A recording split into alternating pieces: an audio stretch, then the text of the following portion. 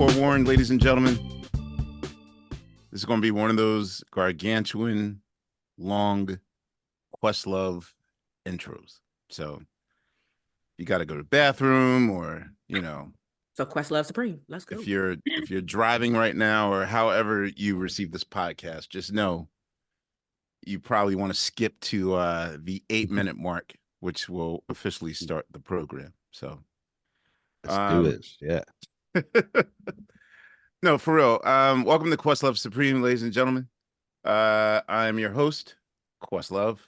How's it going, Laya? It's good. It's good. It's going good. The sun is out, so it's The sun is day. out. Okay. Mhm. And Steve, how's life? Good. The sun is out here, and As I see. Yeah, life is good. And Bill? Yeah, man. I'm in a basement. I don't know where the sun is, but I've never been better. Everything's great. Bill sounds like me right about now. Yes. Okay, great. Okay, how do I start this? So there's probably one artist. I mean, yes, you guys have all of your requests. The rare times that I delve into the general population of my DMs, there's two types of DMs: the DMs that of people you follow, and then DMs of the other 2,900,000 people you deal with. But I will say that there's probably one artist to whom the QLS listeners / fam have probably been salivating over for the last 8-9 years. Like, we could just round it off that we've been on for a decade, cat years, podcast years, 10 years. And it's really not like our guest has been hiding in the shadows. I would probably say that I probably have now seen her more in the context of her book club discussions than I've seen how I first got to know her, and how we all first got to know her as a musician, singer, which is kind of a special thing. But this is Questlove Supreme, and there is an itch I've been dying to scratch, because that could probably falsely lead you into believing that our guest today, her musical canon is easily bypassable, and that is a negative. I know I'm world famous for my hyperbolic intros and whatnot, so yeah, just ride with me, y'all. Disclosure: of course, we know that Amerie is the queen of hip hop soul, hip hop R&B. There's absolutely no disputing that fact. I would dare say that our guest today, in my opinion, is not even queen. Let me stop with gender norms. I feel like our guest is the god of boom bap soul. And my definition of boom bap soul is like when you display your talents, your vocal talents, on top of rhythms that are so hard. And I mean hard like the way that Drez says on the first Black Sheep album, hard, that it can easily be interchangeable with a credible rapper's voice. Like, and based on the events of Cinco de Mayo 2024. Now, I mean, you could be listening to this in the future and you need a reference. That time in Cinco de Mayo 2024, I believe the entire world found out the difference between a credible, let me not play sides, credible MCN and non-credible MCN. And I believe that is a compliment in the highest order. You love how I bullet dodged that. Oh, wait.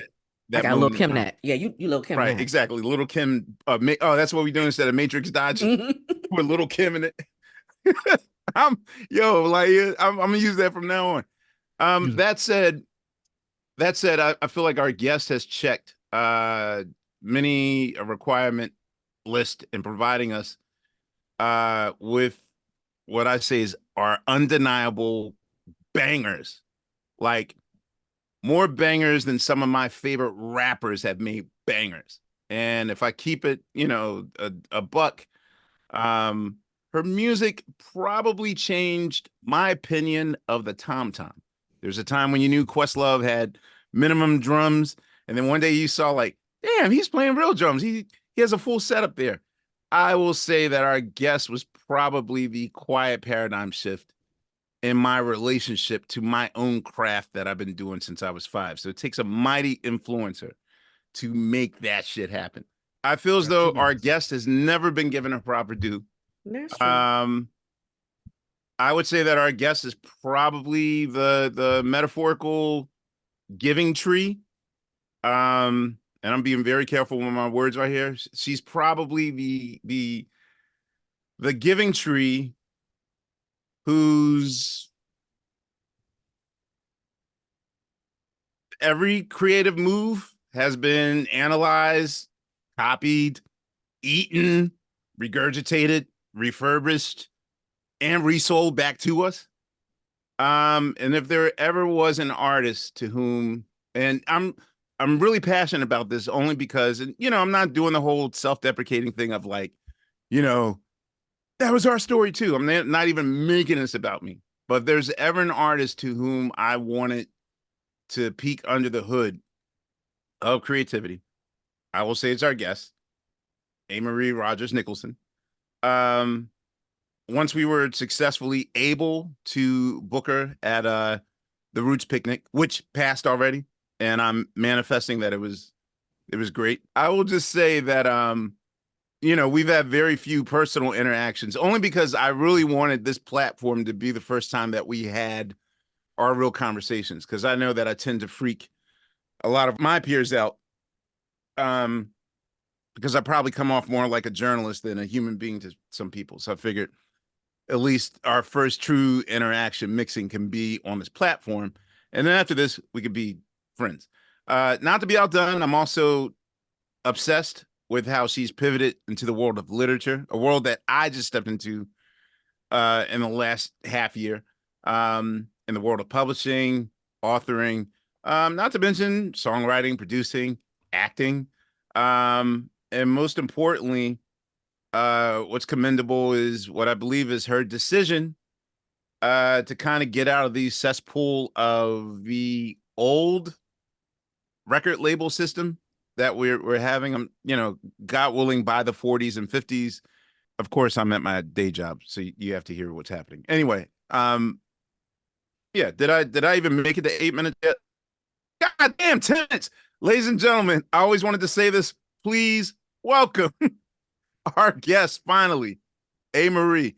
I apologize. I think that was the longest intro I've ever done. For Yo, can any I just guest. tell our listeners, if you want to, you can listen to 2 Ahmir songs in that time. That's what I do.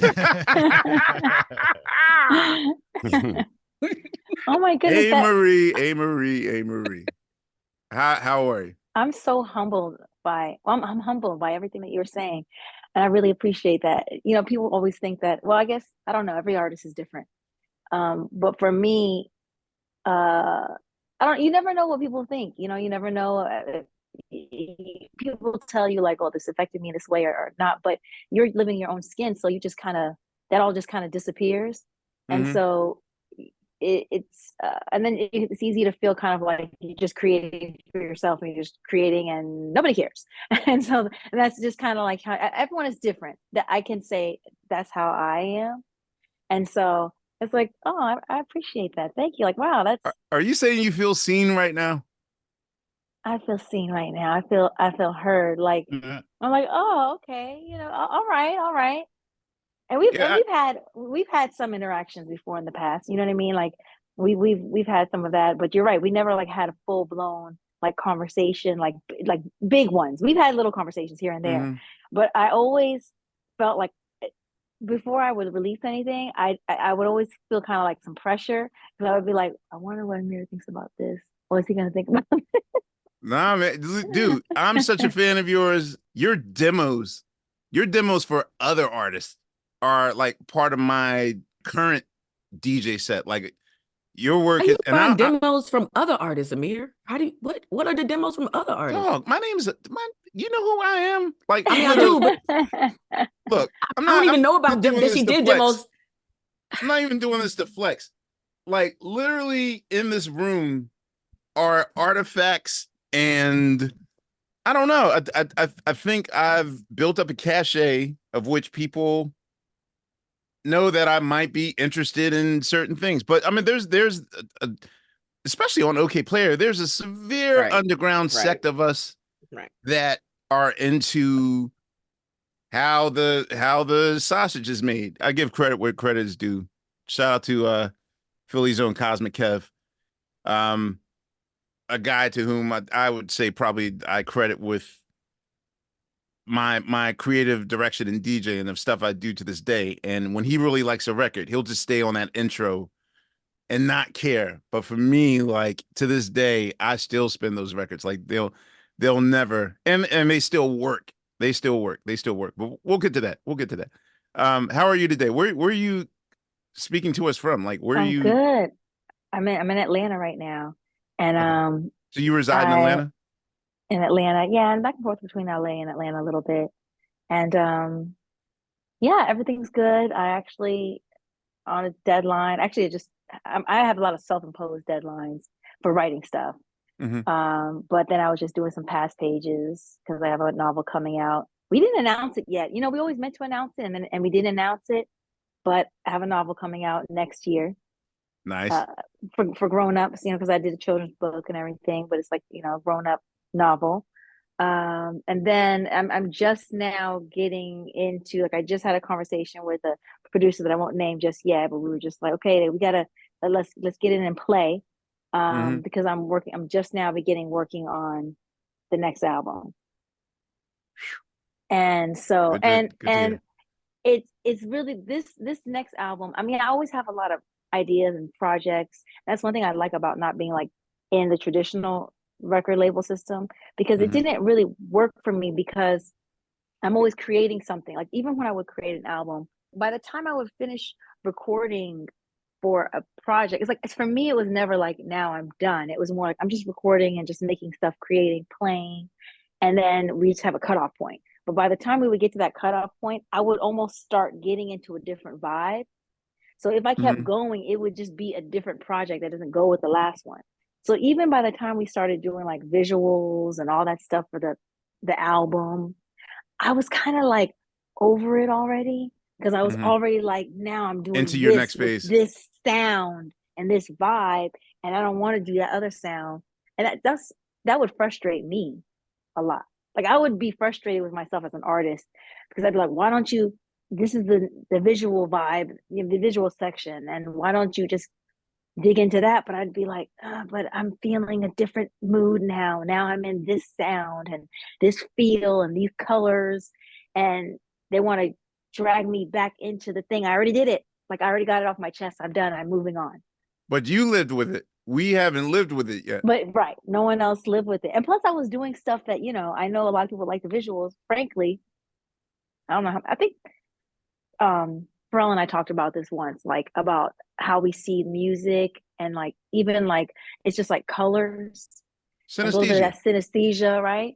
But Mm-hmm. not to the degree where it's like a clinical thing, but like it's to the point where like if I'm recording myself, the Pro Tools colors will mess me up, because the hook should not be orange. It's blue and it should be here. So then I place the tracks all in these places, that makes my engineer crazy.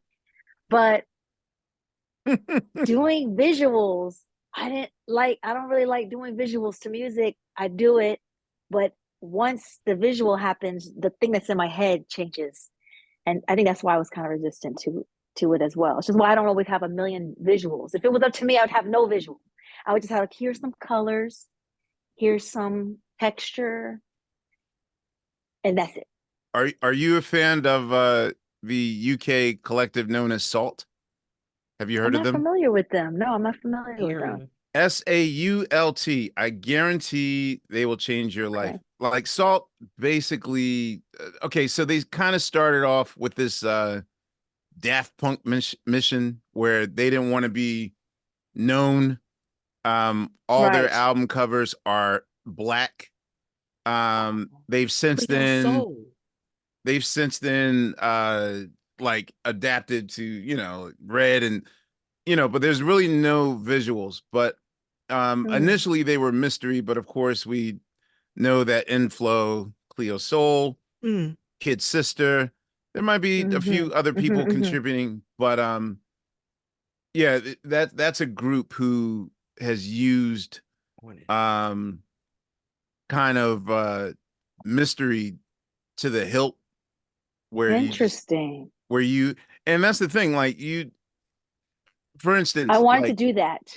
My first album almost had no pictures.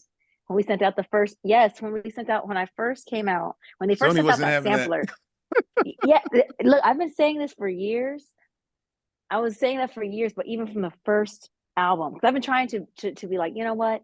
And then I liked, like, one of the albums I did, I like those visuals, but I like those visuals because we did those visuals on our own. And I was like, okay, I like this because I look like myself. I look like me. I look like me when I look in the mirror. Like, it just still looks like me. But in the very beginning, you probably have this sampler. I'd be surprised if you didn't, because you have everything pretty much. I have But everything. it was the first sampler. And it was One We Fall in Love. I think I Just Died is on it. And like something else. And I'm like holding on to a branch or something. It was like like that. And I mean, I love the way the shoot came out, but I was like, can we just have my name with no pictures? They're like, It's a what? rope. And it's a rope. And I was girl. like, I'm like, oh, is it a rope? Okay, It's is a it a rope? rope. Okay. I knew it was something. And I was like, I just want my name on it. I was like, this, no one knows who I am. It's the first impression. I really just want it to be the music, and that's it. Like, no preconceived notions, no ideas of what it should sound like. Because when I would meet people at that time, and I would tell them, like I sang, like it would come up. I never would just tell people that. They always kind of had this idea of what I would sound like, and they would always say Aaliyah. I think I need to just be introduced to everyone with nothing but just the music, and that's it. No visuals, and that's it. And then they didn't want to do that. They didn't want to do that. I kept bringing that up in later projects, even though people knew it was me. I was still like, I don't know. I thought about changing my name. I considered doing an album without letting anyone know who I was at all. And I was like, I think they'll still know that it's me, though. I actually created a SoundCloud with a fake, not a real name. I still haven't told anybody what it is, because I was like, I think I'm gonna just do this, and this is what I'll release music like under this. So wait, And I've been toying with that idea for so years and years. There's a SoundCloud page right now that has your music that we don't know is you. No, there's no music on it. There's no music on it right now. I think I almost put something on there, and I was like, oh, I don't think so. Because then I heard this Beatles story, and they were like, they tried to do that, like where they were performing, that people would know it was them. Then I was like, what if I only do songs that are definitely probably not what people would think about it being me? It might be easier. People who really know me will be like, those harmonies and that vocal production sounds very familiar. Your harmonies and your voice slidings give you away instantly. So you would have to sing super dry, Sade, no inflections, no, like none of your slides and none of that shit. Right. Ahmir, what is your first musical memory in life? My first musical memory, I have a few. Okay, so they're kind of like mixed up, but they're all in the same time period. Okay. One of the ones that really sticks out is like my birthday party, and my dad was like playing Stevie Wonder, and I was digging it, but I was also like, Daddy, I want to listen to something else. And I think I was like, I don't know, 8, 9, and it was like, you can sing it all over, you can sing it all over me. Sir Duke. Okay. And he was like dancing, and all the kids are like, okay. I don't know what we wanted at that time, but it was something for the kids. And so I was like, all right, thanks, Daddy. And so I remember that, but Stevie Wonder was an influence. Okay, a big memory was also the Grease soundtrack. I really liked that soundtrack. One, right? Grease 1, yes. And I would swing on the swing set and sing the whole thing. Before that, I gotta go back in time. Let me interrupt you, Bill. What? Wait, because she mentioned that, and then Laia mentioned that. We're going to talk about Grease 2. Right. Here's the deal. Well, Grease 2 was like, I was like Michelle Pfeiffer, though. Like, who's that? Who's that boy? Where did he come from? Like, yeah, that was. Wait a minute. Can y'all explain to me? Cool. So wait, last Roots Picnic. There's a movie theater in Philadelphia on the corner of Broad and Chestnut, and my hotel was across the street. And I saw that they were having like a midnight showing of Grease 2. And I'm like, wait, Okay. Grease 2? And I thought in my mind, like, oh, this is a flop movie. I know Michelle Pfeiffer's in it, but Mhm. they're fans of this. Sandy's It's the way of cousin. life, man. What was the And I hit went- song? Go ahead. I'm sorry. There wasn't, but I went to this thing, and dude, the entire audience, it was almost like their version of Rocky Horror. Rocky like, where Horror the audience, where the audience sings with them. Yeah. I didn't realize that Grease 2 was that big of a Just because Michelle Pfeiffer was Hall of cooler than Famer. Olivia. Because she You was, know what? yes, because Michelle she was Pfeiffer like was a cool- cool. It's cool, right? Or and no? The cool rider.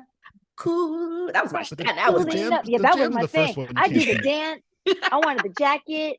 Yes, The only the was a jacket. thing back then too. So like, you know, you could have it look alike. My girlfriend has told me that she prefers Grease 2, and we broke Yes. up for like 2 weeks. Just I'm meeting these people. No, I'm you eating can't really Grease- do that. I'm meeting Grease 2 people, like ride or die Grease 2ers, and I don't There's understand. no such thing as a no. Okay. Yeah. Sorry for interrupting you. Anyway, No, it's good, you were it's 8 good. at your birthday party. Dad played Stevie Wonder. It was 88, It was 89, like 8 so or you 9. probably wanted to hear. Yeah. I thought, yeah, maybe Beastie Boys or something like that. But Okay. I'm going back, so I'm going earlier. Okay, so this may be, if I say this, maybe it'll trigger something earlier. But I think this may be like my first strong, because I remember like a Virgin playing in the car, and we were singing along. And later I thought about, I was like, my mom, you know, my mom's Korean, she speaks English, but at that time too, it's just like she's not paying attention to the radio and the English that's happening on there. So I was like, they didn't think that was kind of inappropriate for us to be singing that in the back, but this is back in the day, no car seats, no booster seat, you're just back Right. there. And so we were singing that. But the Thriller video, I remember when the Thriller video came out. I remember we watched it Were you in my scared? living room. I was scared because he was so cute, he was so handsome, and he's like, you know, as a kid, there might be effects, but your mind, you don't see the effects, you see the real thing. So to me, it was really, really scary. The zombies were really, really scary, but also I was dancing and I liked it, but I was also scared. That is 'cause to me, every it kid. was, That it is also every kind of kid was that watched. nightmarish. Come on. Mhm. It was nightmarish, and I wanted the jacket, and I wanted to be her. I called her. The thing is, as a kid, you just, everything is real, and you don't, you know. So to me, even though it was a different song, I see her in the video with him. She's Billie Jean. I'm like, I want to Oh, be you Billie thought- Jean. I want that outfit. Same girl. I want to be Billie Jean. I Ola thought she Ray, was Billie Ola Ray, Jean. yeah. Same girl Billie Jean is No. Oh, okay. She No, just I don't thought think that there was Ola anyone in Ray that was Billie video. Jean. Oh, okay. Because everything's 'Cause- real. Right. Got Everything's you. real. So it's Michael Right, Jackson. got you. That's Michael Jackson, and this is he's this, is he really a real thing? Is he a really a thing? Maybe that's really him. He's like a really a werewolf. Oh, that's Billie Jean. That's his girlfriend, right? And she's so like beautiful, and they're real. They're not like playing a character on screen. They are real people that are really together, and she's really scared, and she's really in this zombie thing, and she's really gorgeous, and it's like the epitome of like who you want to be as a girl, right? That's true. Yeah. Right. But I also wanted to be Michael Jackson too.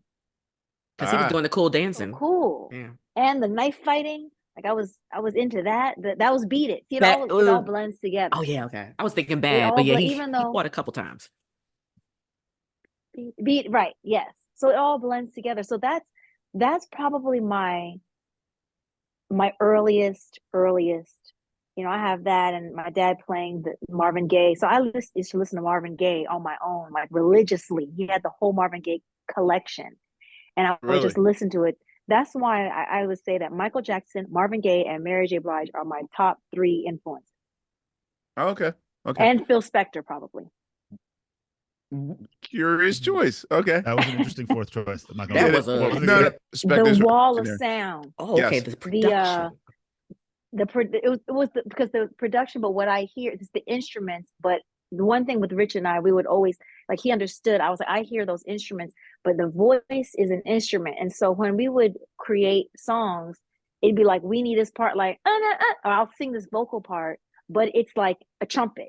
So I'm singing it, but not like it's a trumpet. Okay. I have to interrupt and skip. You're forcing me to skip I'm sorry, ahead in yours. slow down. No, because I gotta know. Your background trademarks are so unusual because I never.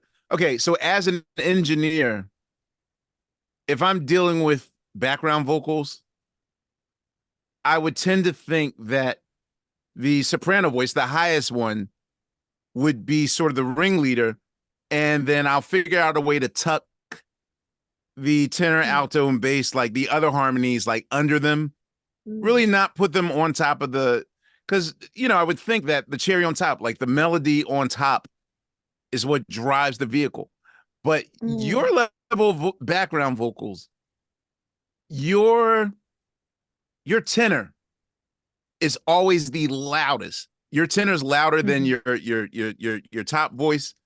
Your tenor is louder than your alto voice. Like literally, I was like, wow, that's really curious that of when she does like 3-4 part harmony, that she brings out the one voicing that I, as an engineer, would have tucked under. And I always wondered what was, and it's loud and upfront. Almost, you mentioned Marvin Gaye, and I was going to ask because especially on your first record, you do this kind of well, Marvin Gaye does it. Of course, Marvin Gaye pioneered it, and Slick Rick also did it, where sometimes the narrator, the lead person, sings, but often the background vocal has just as much agency as the singer has. What is your method of song? Because then I'm wondering, like, are you writing this on paper? Like, okay, well, I'll sing this, and then the background will sing that, and in parentheses. No, we do it all. We do it all. It's just like, okay, well, the backgrounds, it would be a lot of work because the backgrounds, and I did one project where I was like, you know what? I'm gonna just try to not do any of those backgrounds. I'm gonna just I just noticed people just only do top line. So I'm gonna just do some top line. Wow, this is way faster getting through a song because the backgrounds are always like really, really important. And so really it's just a matter of not writing anything down or anything, but just like listening and then saying, okay, something. A lot of times how you would like bed the lower vocals, like the lower tones, those would be more of the feature. Those would have more movement. So like I like to do like the high one, those would be sustained more like, and now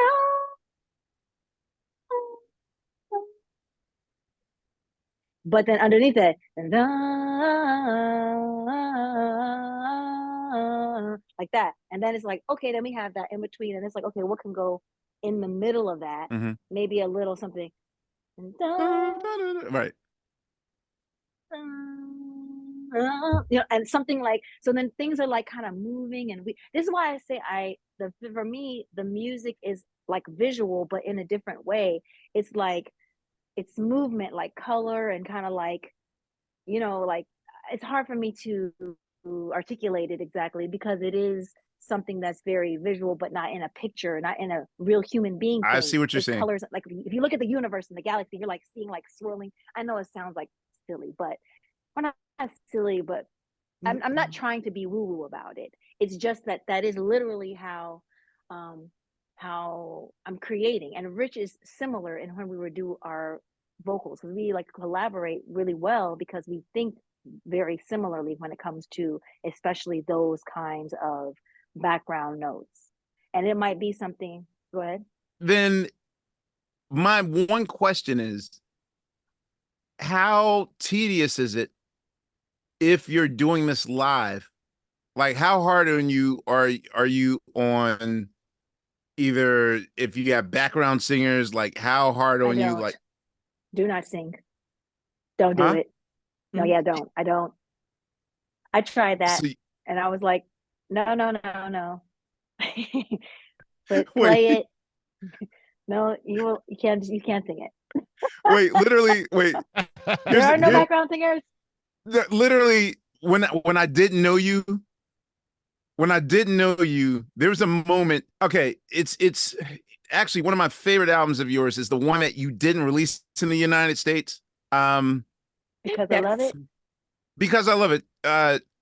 And the intro. And the thing was, in my mind, okay, the first song I would say this is probably how she's going to come out on stage. So this is going to be the intro song that, you know, because it's not a full song. It's like a 2-minute thing. So I was Right. like, yeah, she's this. But then when I heard the backgrounds, I said, yo, this is really intricate. And then I said to myself, I wonder how hard she is on her background vocals. So hard they don't exist. No, but then I think I actually put in my head, she must be a hard, difficult person to work for, because like I don't know one singer that won't They got stop the fired. world. No, I'm kidding. I'm not kidding. I'm kind of kidding. I'll tell you the story. When you're No, done. but that's the thing. I said, I bet you she's a hard person to work for, because like I can't see someone nailing this to perfection, to the place where she wants it to be. So I bet you like she just either just insists like Pro Tool all my background vocals, we'll trust that. But I was like, there's no way that someone is doing this live and nailing it, because you're tag teaming with yourself in ways, it's like a Yeah. cat and mouse thing. And I was like, I Yeah. don't think this can be recreated on stage. So that's It really no, it cannot be, because everyone's voice is different. And when I was joking when I said, "Oh, they're fired." No, and I don't mean that to say no one can sing it like me. It's not you can that, although protect that your is true. work. No one's going to sound like yourself. It's just that Yeah.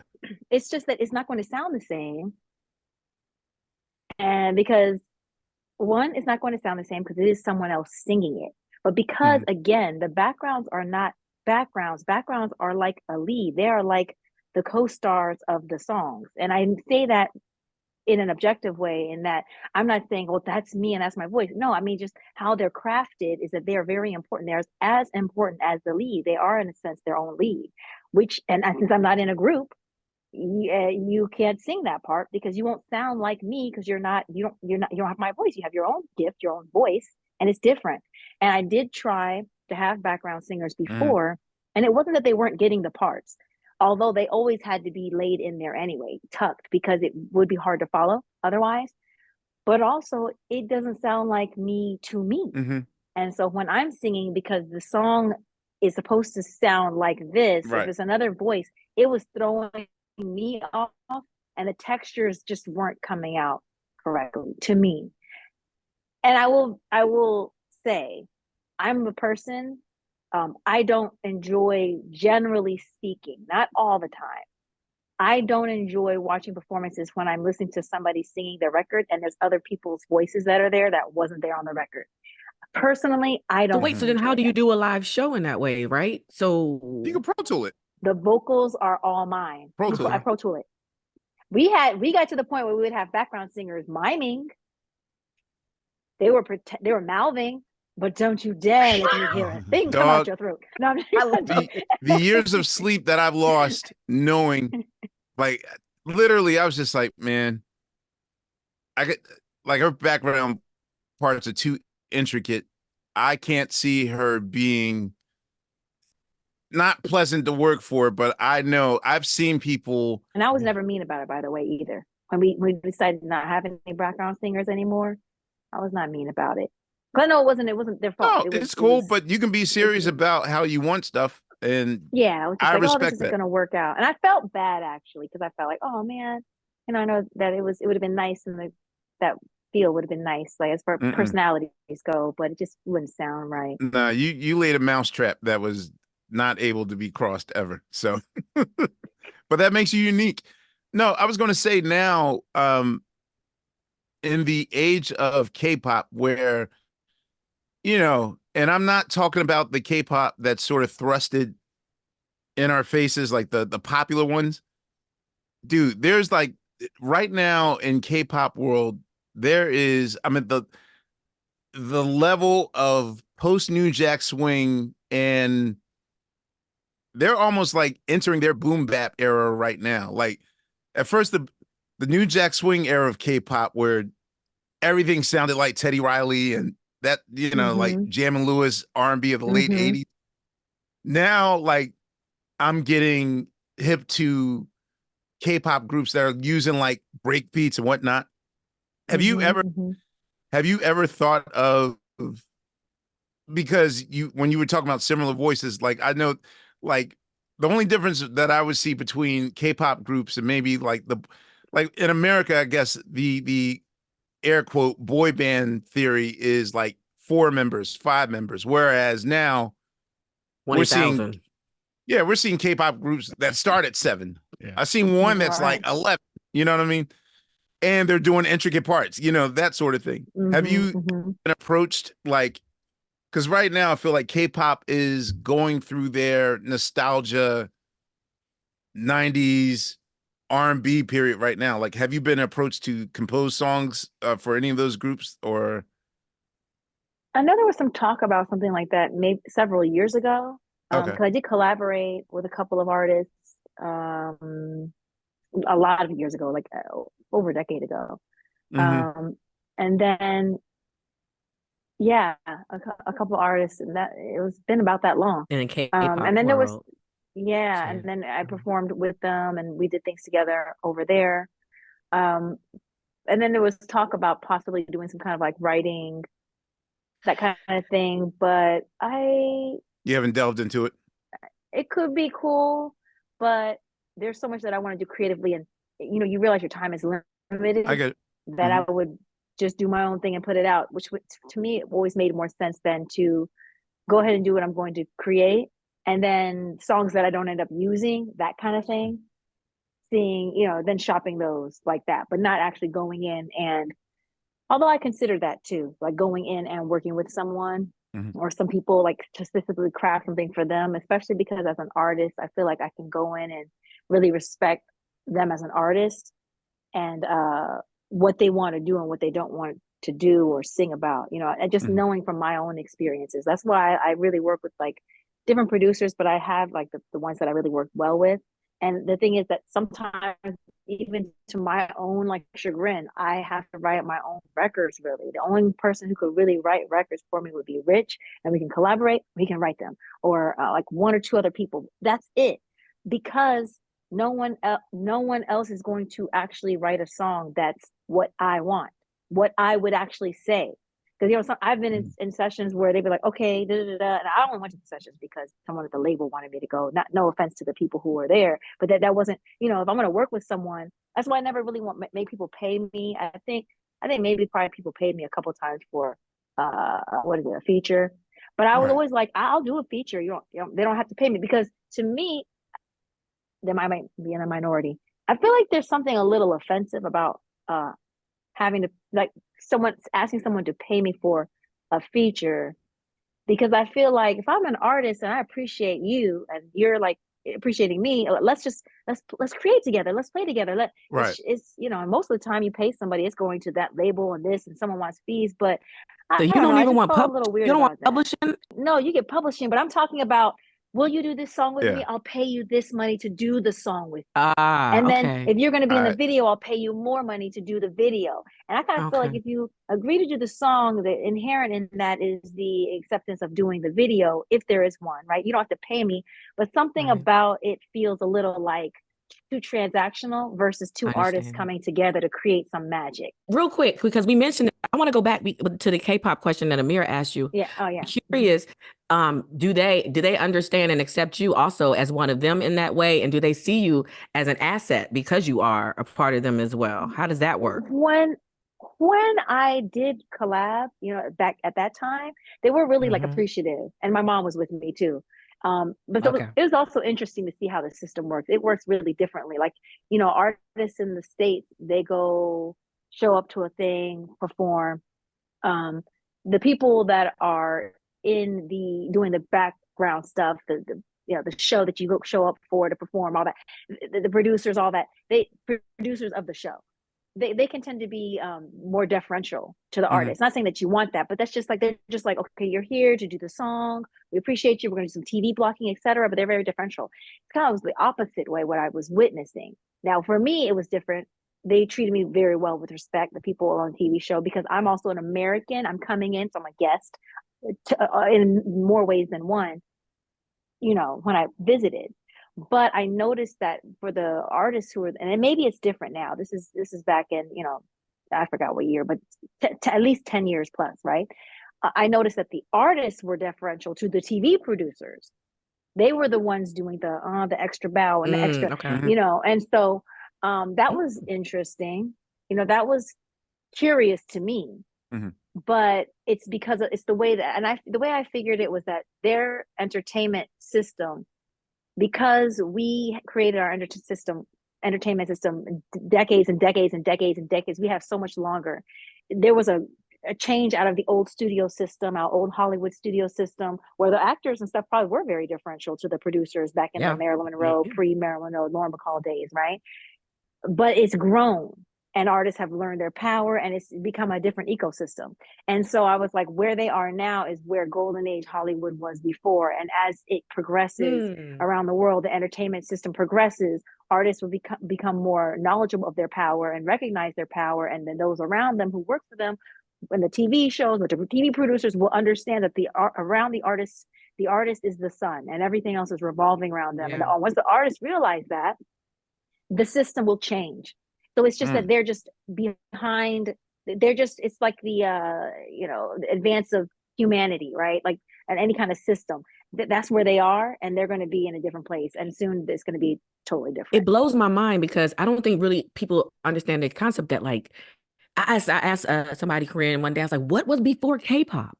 Like, what is the original Korean music?" And it doesn't. You know, it's an interesting thing, and it's cool, but it also there's a certain sadness to it. I was sitting at an award show, and it was an Asian theme. It was like one of the galas, and so it's all celebrating everything Asian. And you see the actors and the art, the movies and the films that are being introduced, and a lot of it is very Korean, but also Korean American and Asian American because it grew out of just being a Korean American thing to an Asian American thing. But once the music section came in, I was like, and this is something I always knew. I always recognized from, again, decades ago, that before it was even called K-pop, I don't know what it was called when I was growing up. It wasn't called K-pop though, but you would see them emulating the braids and all that.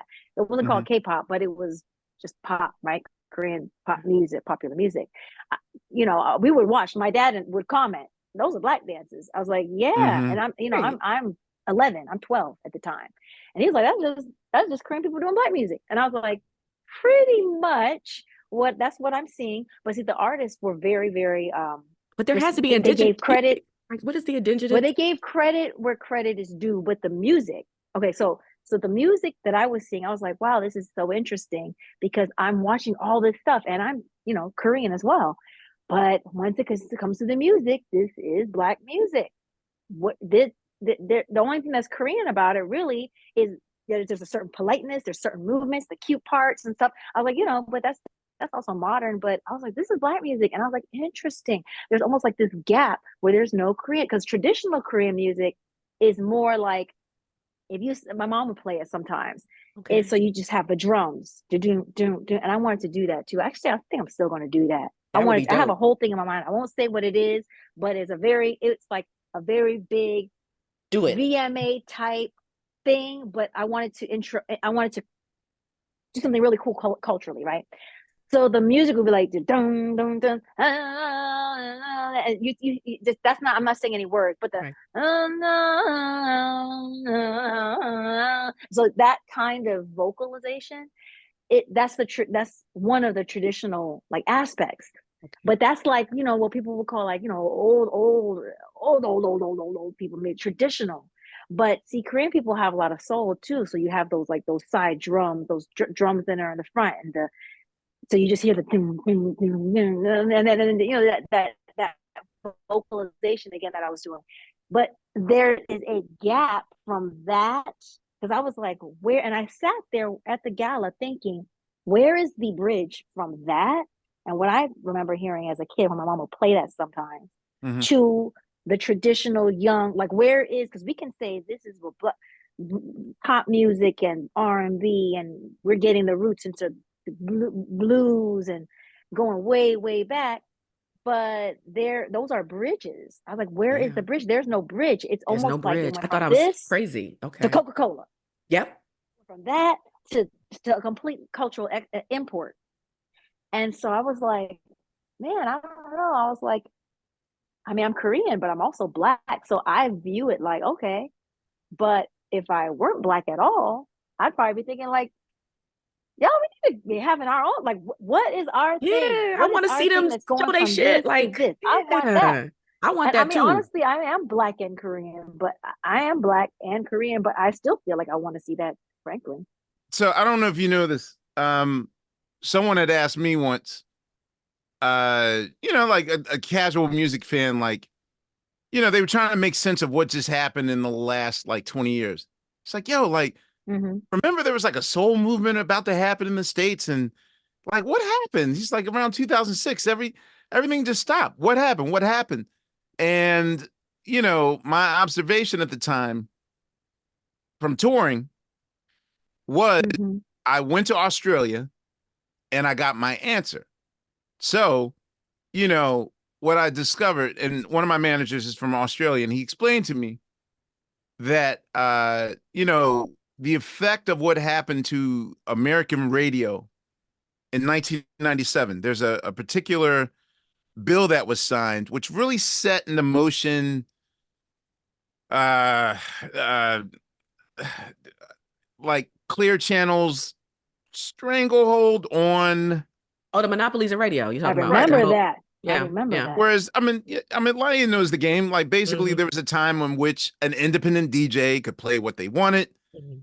and then suddenly in '97, something happened in which, like, stuff was Shout out to iHeart. pre-programmed. We love you. Yeah, yeah. Well, I say Clear Channel, but Oh, same thing. right. Yeah, however, he told me that in Australia, he's like, it's different.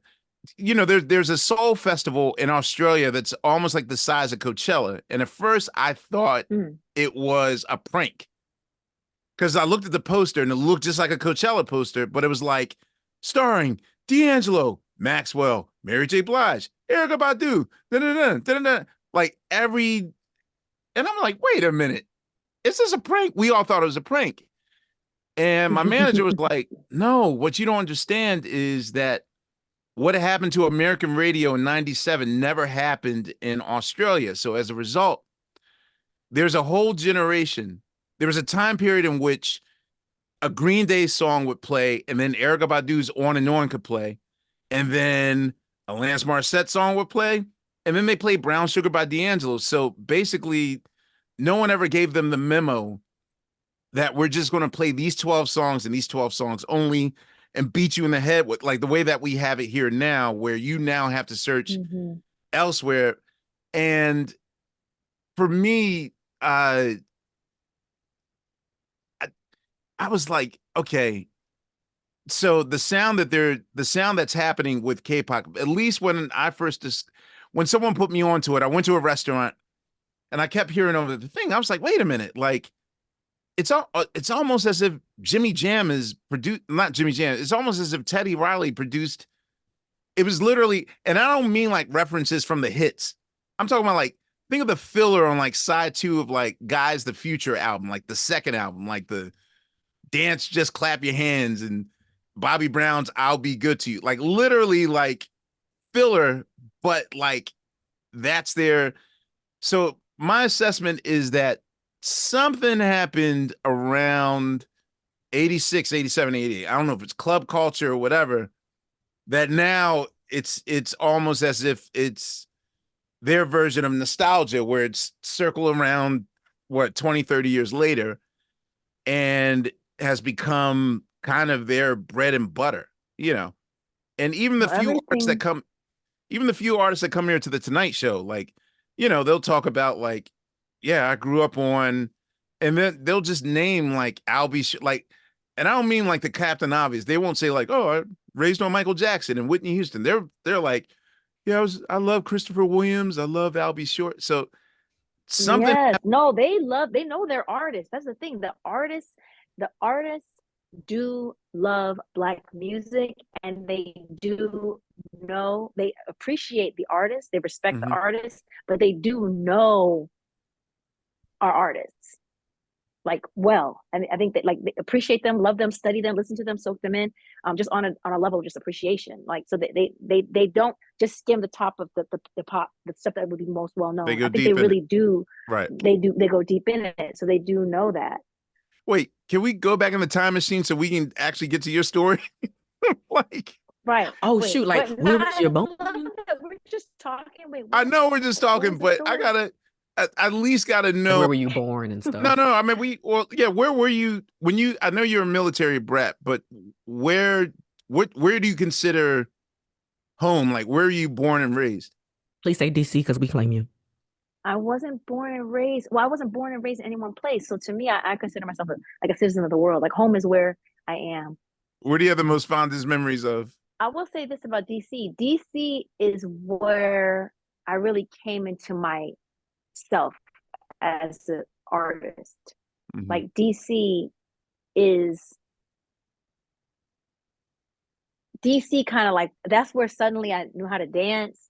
Suddenly, like I couldn't really dance really well before. I'm not gonna say I'm the most dopest dancer in the world now, but But you know, where I did you, get a and where did you groove learn to dance? In the club in DC or in the club. Yes, in so the club. So what was your era? DC was in DC was really important because it is where I like really grew like exponentially as an artist, like where I came into my own.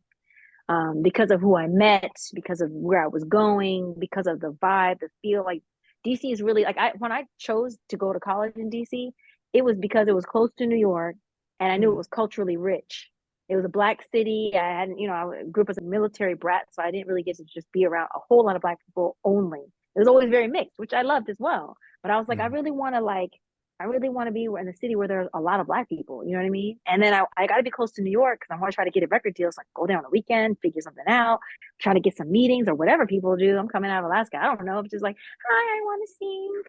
Oh, you came from Alaska to DC? Because yeah, I went to high school in Alaska, but only for 3.5 years. Because before that, What I went to city? high school and middle school in Texas.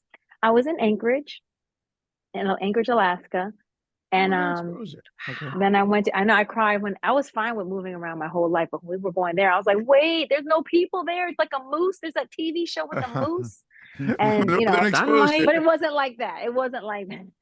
But then I went Okay. to DC and I was like, go to like for that freshman year, I would go to the club every Wednesday and then the weekend too, but also on Wednesday because they had like this dance hall thing. I think it was DC Which Live, club maybe was it was it? at the DC time. Live. Okay. And then there was DC Live. Republic Gardens, I Republic think that was run. Gardens. And then this is before Dream even existed and they became Club Love, right? Mhm. Are you familiar with DC? I'm born and raised. I went to high school right across from Howard. Yep. Oh, Mhm. okay. Shut up. Let me tell you my truth. See, Amir's is just about to tell you that when I graduated from college, I moved to Philly and it became my home and I love that place too. But I'm born and My raised. dad's from Philly. You So claim I the have a world too, special, like it's okay. You claim It's the okay, world. but Your I have a dad's from soft Philly? spot in my heart for Philly. Yeah, my dad's from North Philly. ooh, Yeah, so I Nice. have a hey. Nice. yeah, That's a yeah, I have good a mix. soft spot. I have a soft So spot for Philly. last DC question I got for you. Tell me about, Mhm. have you ever had the go-go experience? Because I mean, I hear it in the music, but I was curious if anyone Yeah, really went to because go-go. I would when I would go to the club. So I would go every weekend. I never went out really much. And after that freshman year, I was like, well, got out my system. And I never really went out again after that. But during freshman year, I was out on the weekend.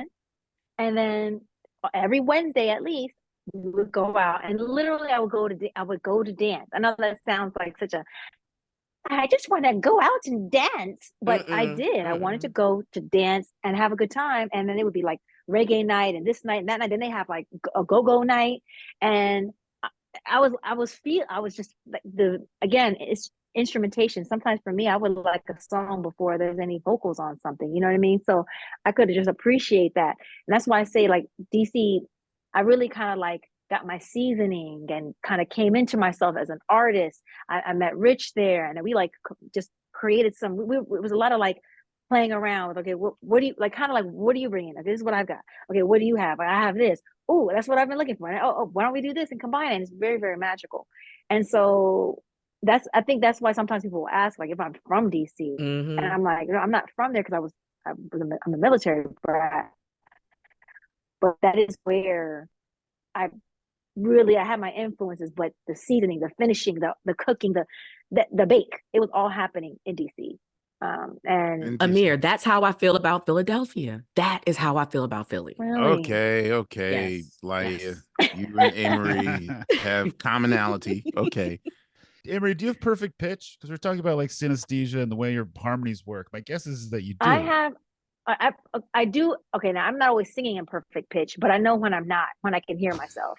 And then sometimes you get those performances where you're like, what the fuck was I going? But it's like, because I can't, half the time I can't hear myself. Something always happens, especially when you do like one off.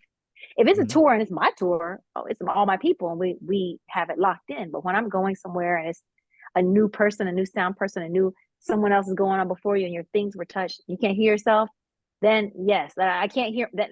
If you hear me sounding bad ever, and I don't say this to like brag or anything, Not possible. I might be under the weather. I could be under the weather like right now, but it's guaranteed that I can't hear myself because I'm one of those people who can hear anything. If it's not absolutely perfect, I can hear it. I'm like, that's a little off. That's a little flat. That's a little sharp. If there, I walk into a room and the table is slightly crooked, I can see that it's crooked, and I have to fix everything so it's just perfect because I can hear when anything is off and I can see when anything is off.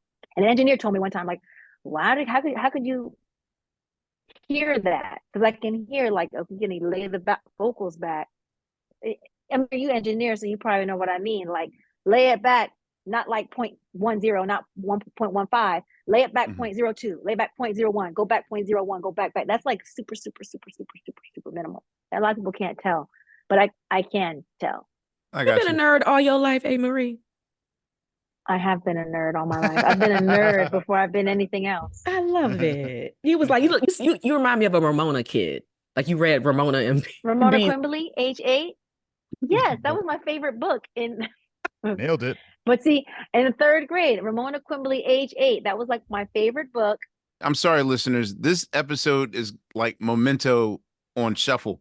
Like we're just going all over the timeline. But I mean, pretty much, I would assume that you're in a rare case where like your first thing out the box is why don't we fall in love? But wait, before we get to that, let me at least complete the story.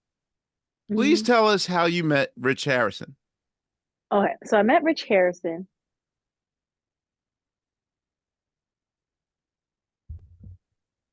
Why I chose Georgetown because it's in DC, great school, Oh, great city. wait. Rich. Can you start it one more time? You froze for like Cut 12 off. seconds. I thought you were praying. Oh, I'm sorry. You're like, I met Rich Oh. Harrison and you did this. I was like, No, and I met Rich Harrison.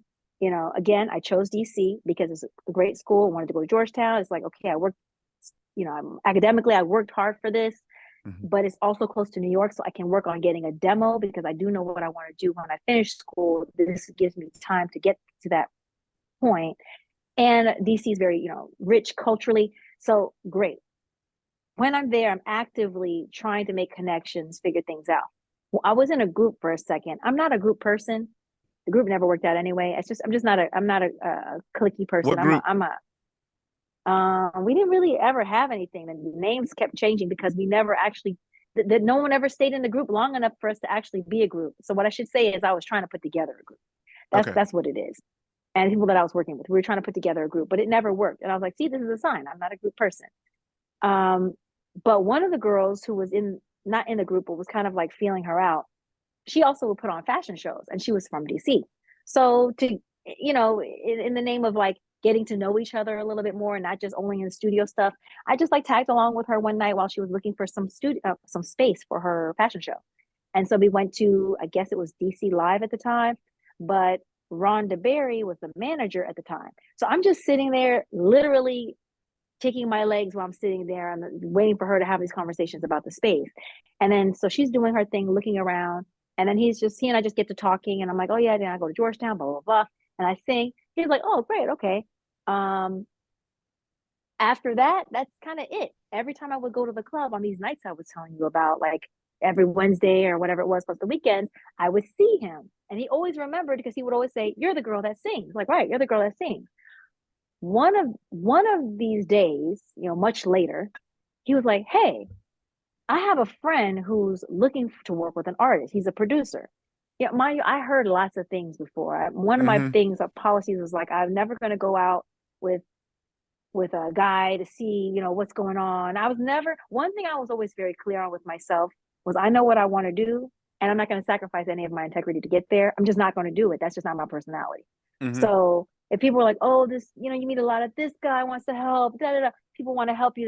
They want to help you so badly. You never even heard me sing a note. So like, what are you really trying to do? So I was like, okay, he's like, he's a producer, da, da, da, and it's coming from him and not the guy trying to pick me up. So I'm like, okay, well, he's like, can I get your number and then, maybe put you guys in touch? Oh, okay, sure. So give him the number. Later on, he calls and Rich and I talk on the phone. I think that's how it went. Yeah, we talk on the phone, but we agreed to meet up so I can hear his music and then he can hear some of my stuff. But people think sometimes, do we meet at a McDonald's parking lot? Happen to meet? No, that wasn't that. It happened just like what I told you. The McDonald's parking lot. The McDonald's at Howard. Yes, the McDonald's at Georgia Howard. Avenue. That happened. The world famous McDonald's. Okay.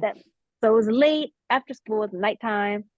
I chose McDonald's because again, I'm not going to someone's house and they say they're a producer, quote unquote. I don't know him from a can of paint. So I'm like, let's meet at McDonald's. Let's just really see what it is, So I was in my car. Then he showed up. I'm like, okay, again, you never really know. But then we just chatted for a second. He just went right into like, okay, so I'm looking to work with an artist. Da, da, da. I brought some music. Great, let's hear it.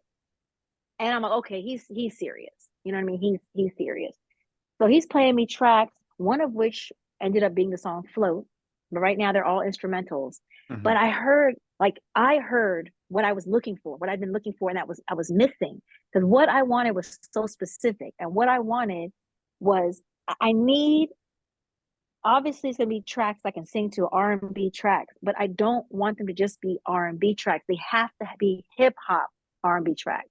They have to have a great balance. They have to be hard. Like they have to be. A rapper would want to, like they could do something over it.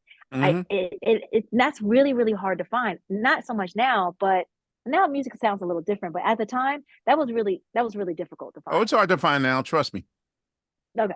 So, it wasn't easy. So when he was playing this for me, I was like, yes. And there was something special in his production and the percussion. It was just so much of it. I felt like that was like what I'd been looking for, what was missing. Like it was like the missing instrument. Because again, I didn't look at my voice as being like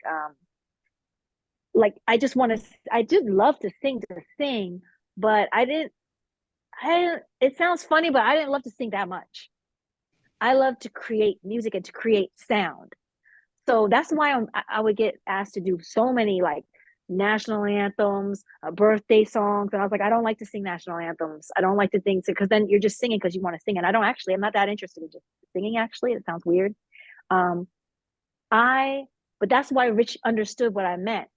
So we'd be, I'll get to that in a second. But he was like, all right, so what are you into? And I didn't have my songs that I'd like sang on because for some reason, also side note, whenever I would get in this group with someone, it tended to be like a duet. Somehow I never had any vocals on the song. I'm like, I guess I'm the mastermind, but also not on any records. So I was like, my vocals, because I was working with other people too. Right. And for some reason I could never get any parts. Can I get a vocal? Can I get a no in the back? Okay, I got some I got some of that. Right. Da da da. Oh, that was kind of it. So there was no use in playing him that. And so I was like just singing him things that I'd written and just songs that I love. Like, cause I think he asked me like what artists I really liked. And then I'm sure I mentioned Amerie. So I probably sang Amerie. I probably sang some SWV probably. But I think when he was hearing me sing Amerie, and I was like, that she is one of my biggest influences. He was like, okay, because that's what he was looking for. What was your go-to Amerie song, Ahmir? What was your go-to Amerie song that you was It was actually, I think it might have been, oh no, Mary's joint. And fine. I just want to make it right. Mary's joint. I knew it. Yeah. Yeah. That's a good one. So that's probably one of them. Yeah. And it's on your woman. See, that can be able to stop me now. Dang, I missed that voice, Ahmir. And I love it, baby. Admit it. Mine or Mary's? Well, we can still get Mary's. Yours. Yours. See, okay. Well, we'll be getting more of that, and because if I were not me, if I were not myself, I would probably. And someone was like, "Well, if you're not you, well, I guess that is me." I was about to say I would be like a mix of Mary, Marvin Gaye, and Michael Jackson, but I think that actually is me because they are so pivotal to me as an artist and Prince. But yeah, so I sang him that, and he heard what he was looking for because he loved Mary J. Blige. I think that was like one of his favorite artists. Like he loved her. And he actually had just worked with her before too, but she didn't know who he was, but he was still like a huge fan. And so what he was looking for was someone who could have that like grit that he wanted and that R&B hip hop that could lend itself to that voice, could lend itself to that.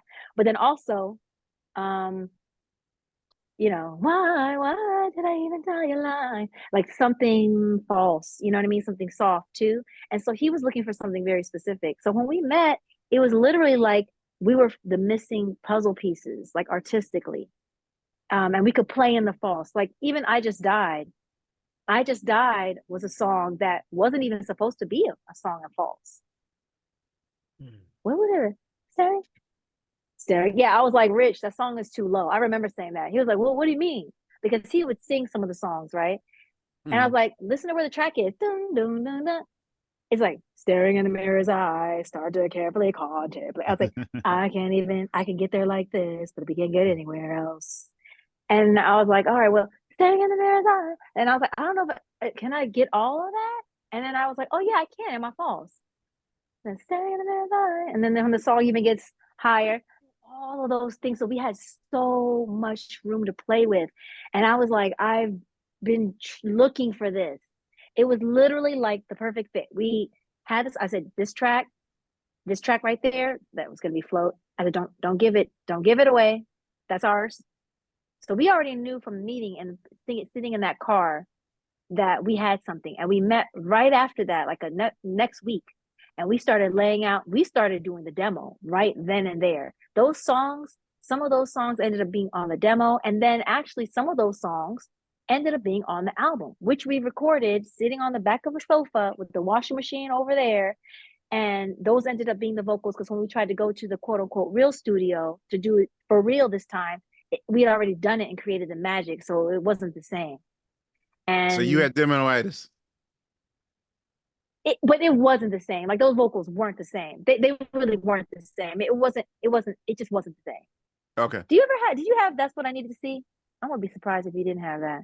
I don't have that. That's just what I needed to see. My heart broke. No. Okay. That's one that was one of the first ones we did and we loved. And I think that might have been the first one we did. And some of it reminded me of Aaliyah actually a little bit. And I was like, wow, we really have something. But we were like at the same time, but this is not it. This is not it. We're getting there. But we got there like that next week. I mean, song after song after song after song after song, because we understood, like when I would say that vocal's like, that's a trumpet. I'm gonna sing it like a trumpet. I'm not gonna sing it. I'm gonna do it. It's a trumpet. Like, and he was like, yeah, that's this, or this is like a string. So I will do a vocal a certain way. And so we just understood we had the same language because we were looking for the same thing. So what led to how long until you, like, what time is this period? And then how do you guys wind up at the offices of Columbia? 4 months, maybe 4 or 5 months. So this is happening in like lightning quick. This is happening lightning speed. We meet, we start recording. He already had a connect. See, Jeff Burrows and Daryl Williams. Daryl Williams and Jeff Burrows were working together. Jeff Burrows had worked at Bad Boy, and he was at Columbia, so he had a situation there, Rise Entertainment, and they were already watching Rich for a few years. Okay. At least a couple of years. And so they were always just kind of like send some stuff along, you know, but Rich hadn't found an artist he wanted to like lock in with like that. So he did have someone who was ready in the wings when it was time. So once we created the demo, that's when he let them know. And then it was like, so things were kind of there in place when it's like, when you have something, let us know, that kind of thing. So once we had it, we did have an in. So how supportive, you told me about like, this is what your dream was, like, even though you're going to college, you want to be a singer. How supportive is your family to the idea of you not doing academia and getting into the music industry? Yeah, because what was your major? We didn't even English major. Okay. So I was an English major. Because I always loved books, but that's why it's natural. For some people, they're like, "Oh, you went into books, so you pivoted." I was like, "Oh no, I've been writing books since I started journaling when I was 7, and I've been writing books since I was that age, stapling little books, trying to and making little newsletters. So that's just me anyway." All your book reports looking perfect for school. I know we have this history assignment where we have to write these essays. Can I write like a short like story? You're you're extra credit Smurf. No, not extra credit. Like, I don't want to write an essay. I want to, I'm creative. Can we do something for extra credit, please? She didn't need the extra credit, Ahmir. She just wanted to do it. I didn't need that. Actually. Okay. Nerd. But you know, so I was always writing. I was like, let me just write this Civil War saga where the girl has two members of her family fighting on opposite sides instead of the essay. So it was actually kind of good. Actually, I've been looking for it for years. But so that was normal for me, but I wanted to sing. And like last year of high school, I was like, I think I want to go for this professionally. I think I want to do this. And that was another reason for choosing Georgetown. Right. So I'm there. And then while I'm, we have a couple of slight bites, maybe kind of sort of meetings, doors might be opening. And so sophomore year, I was like, Mommy, Daddy, it looks like maybe a deal could be coming. If I can get a deal, what do you think about me pausing university just to like pursue it? See, my mom was like, no. My dad was like, well, I don't know, those kind of opportunities don't always come. And I could see that both their opinions, but I was like, okay, I had to think it over, but it didn't matter because I didn't even get the opportunity anyway until my senior year, because Rich and I think Ron and I talked in December sometime, or maybe it was January. Rich and I spoke. We met up and started doing the demo in February, which is my last semester of senior year. And so thank God it just kind of happened where I didn't have to try to make a choice, which honestly, I think in retrospect, it's not a good idea to leave school to do that. Like some people will be like, oh, take this chance. I'm a believer. If you all you'll do is, one, everything happens as it's supposed to happen. So if it's supposed to happen for you, Allah will it. It'll happen. Don't you worry about it. But also you will become a better artist anyway. You can always hone. You can always become better. But you already put in all this work. I mean, literally when you graduate from college, you're still like 21. Like, it felt old at the time, but you're 21. Like all you can do is just get better, grow as an artist, improve on your craft, get that under your belt. So you have that. But at the time when I didn't even have, I don't know.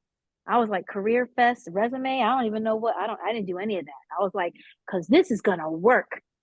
About to graduate in like 4 months. I don't know what's going to happen, but somehow I just knew. I just had a feeling. I was like, it's going to happen. So I didn't have to make that decision, but they were very supportive. Although my mom was disappointed. I think she cried actually. Nope. Because she wanted me to be a professor or a lawyer. Gotta live your dreams, not your parents' dreams. Yeah, and Angela, who wanted to be an ice cream lady, turned out to be the lawyer. So that's good. Oh, she got one. That's what Angela wanted to be? Awesome. Yeah, she wanted to be an ice cream lady. I mean, that last time we asked her was when she was like 8. But that was the last answer she gave us, the ice cream lady. Okay.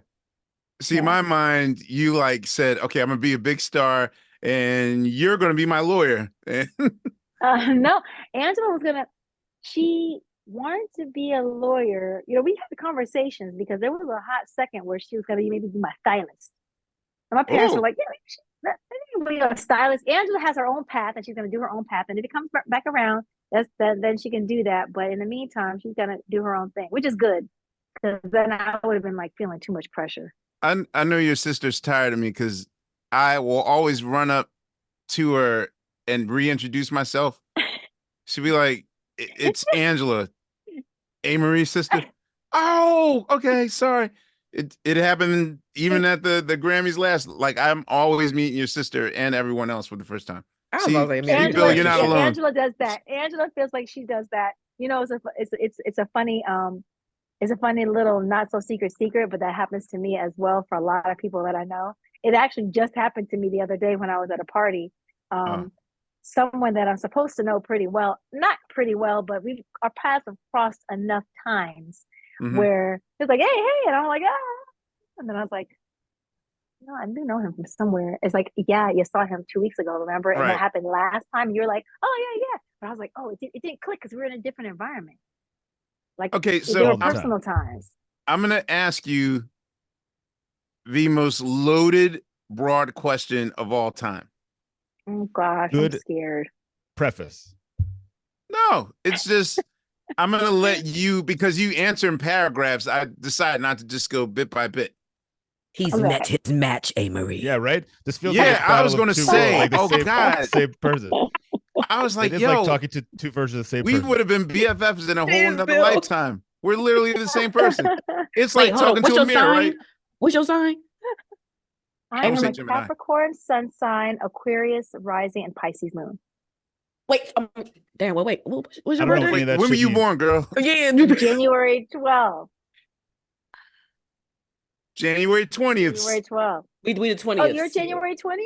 Both of us are. Wow, so you're Capricorn too. Well, no, Uh, we I claim the other side, but Aquarius. for you, We're- I'll say I'm a Capricorn. the Capricorn keeps Okay. us straight. Okay, Yes, and your birthday is close as well. You're Oh, we're the We're- same day. We're both January 20th, oh Yeah. wow. Okay. but she was born 20 years after me. Oh. No. Well, Anyway. we all look very, very young. Girl, yeah. This Saturday morning cartoon. Stop playing. Anyway, so Good lighting. it's as broad as I can ask this question. Okay. Hey, Marie, and this is what we all want to know. Okay. Can you give us your assessment of your experience recording for Columbia Records? Oh I God, the never frown felt that like just I was came across your face. recording. No, What? I didn't frown. Don't say that. No, I'm just thinking.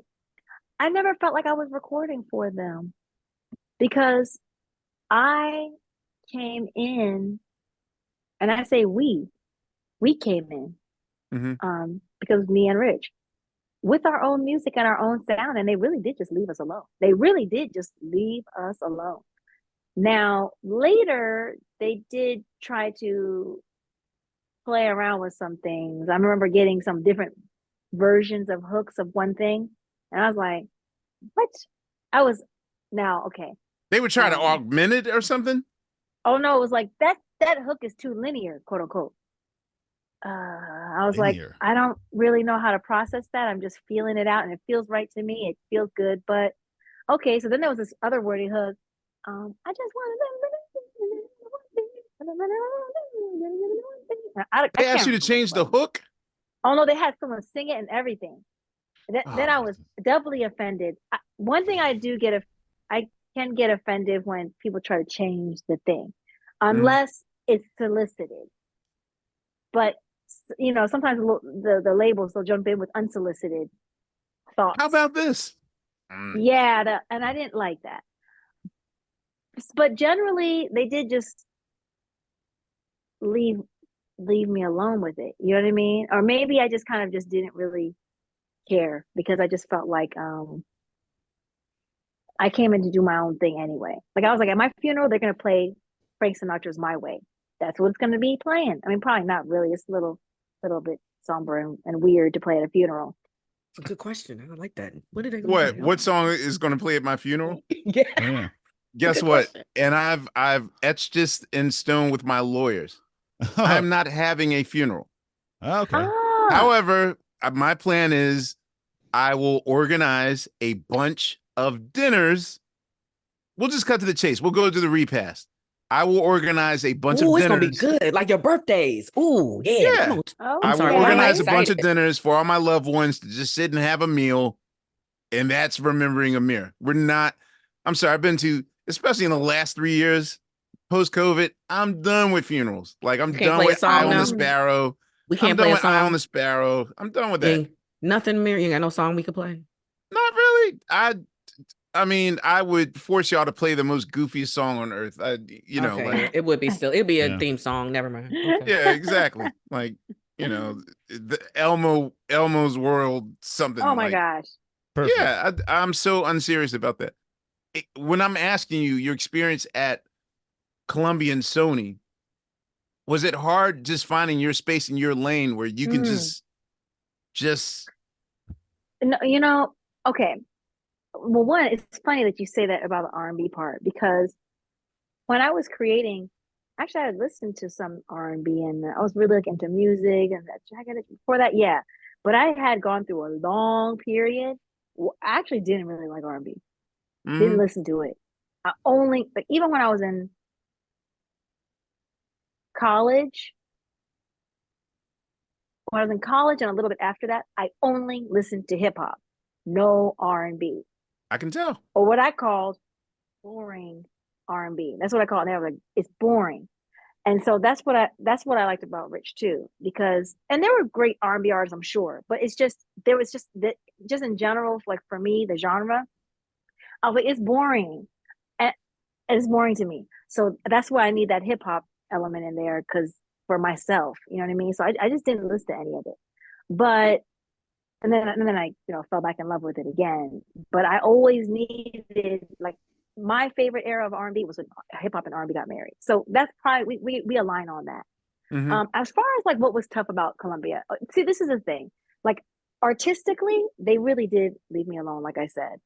Um, but what was tough was you had a lot of artists there who were like really big before I Mhm. got there. So it's hard to so it wasn't hard to get traction or the building behind you in the sense that like a creative vibe. It's just there's a marketing department and their job is to do that.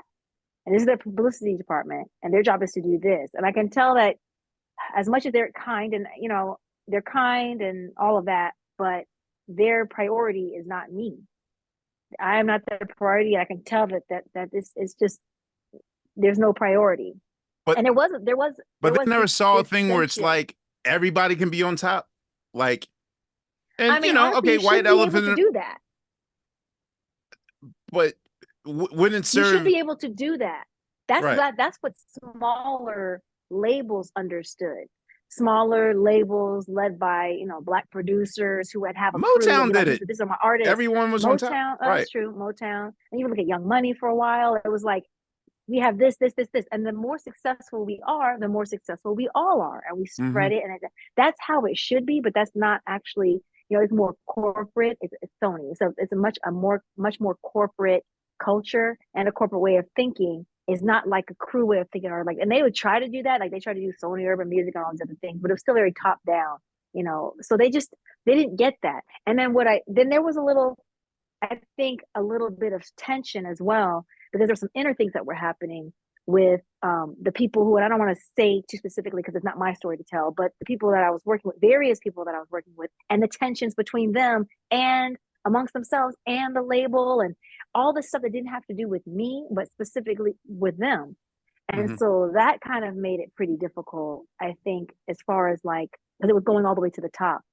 So it was very difficult to kind of get things to move because of that. Then on top of that, I was never in those conversations, but I definitely got wind of people trying to maybe like take a song, take my song and stuff. But I was like, well, you can't do that because I also co-wrote the song. So you literally legally Still have can't to deal do with you. that, which I'm Yeah. sure they found frustrating. So the thing with I don't think I actually told you this part. Or maybe I did. No, we didn't talk about this. So We didn't talk. one thing actually only came out. We did talk. You mean Well, before I mean, prior I to know this? that, but I'm building the drama here.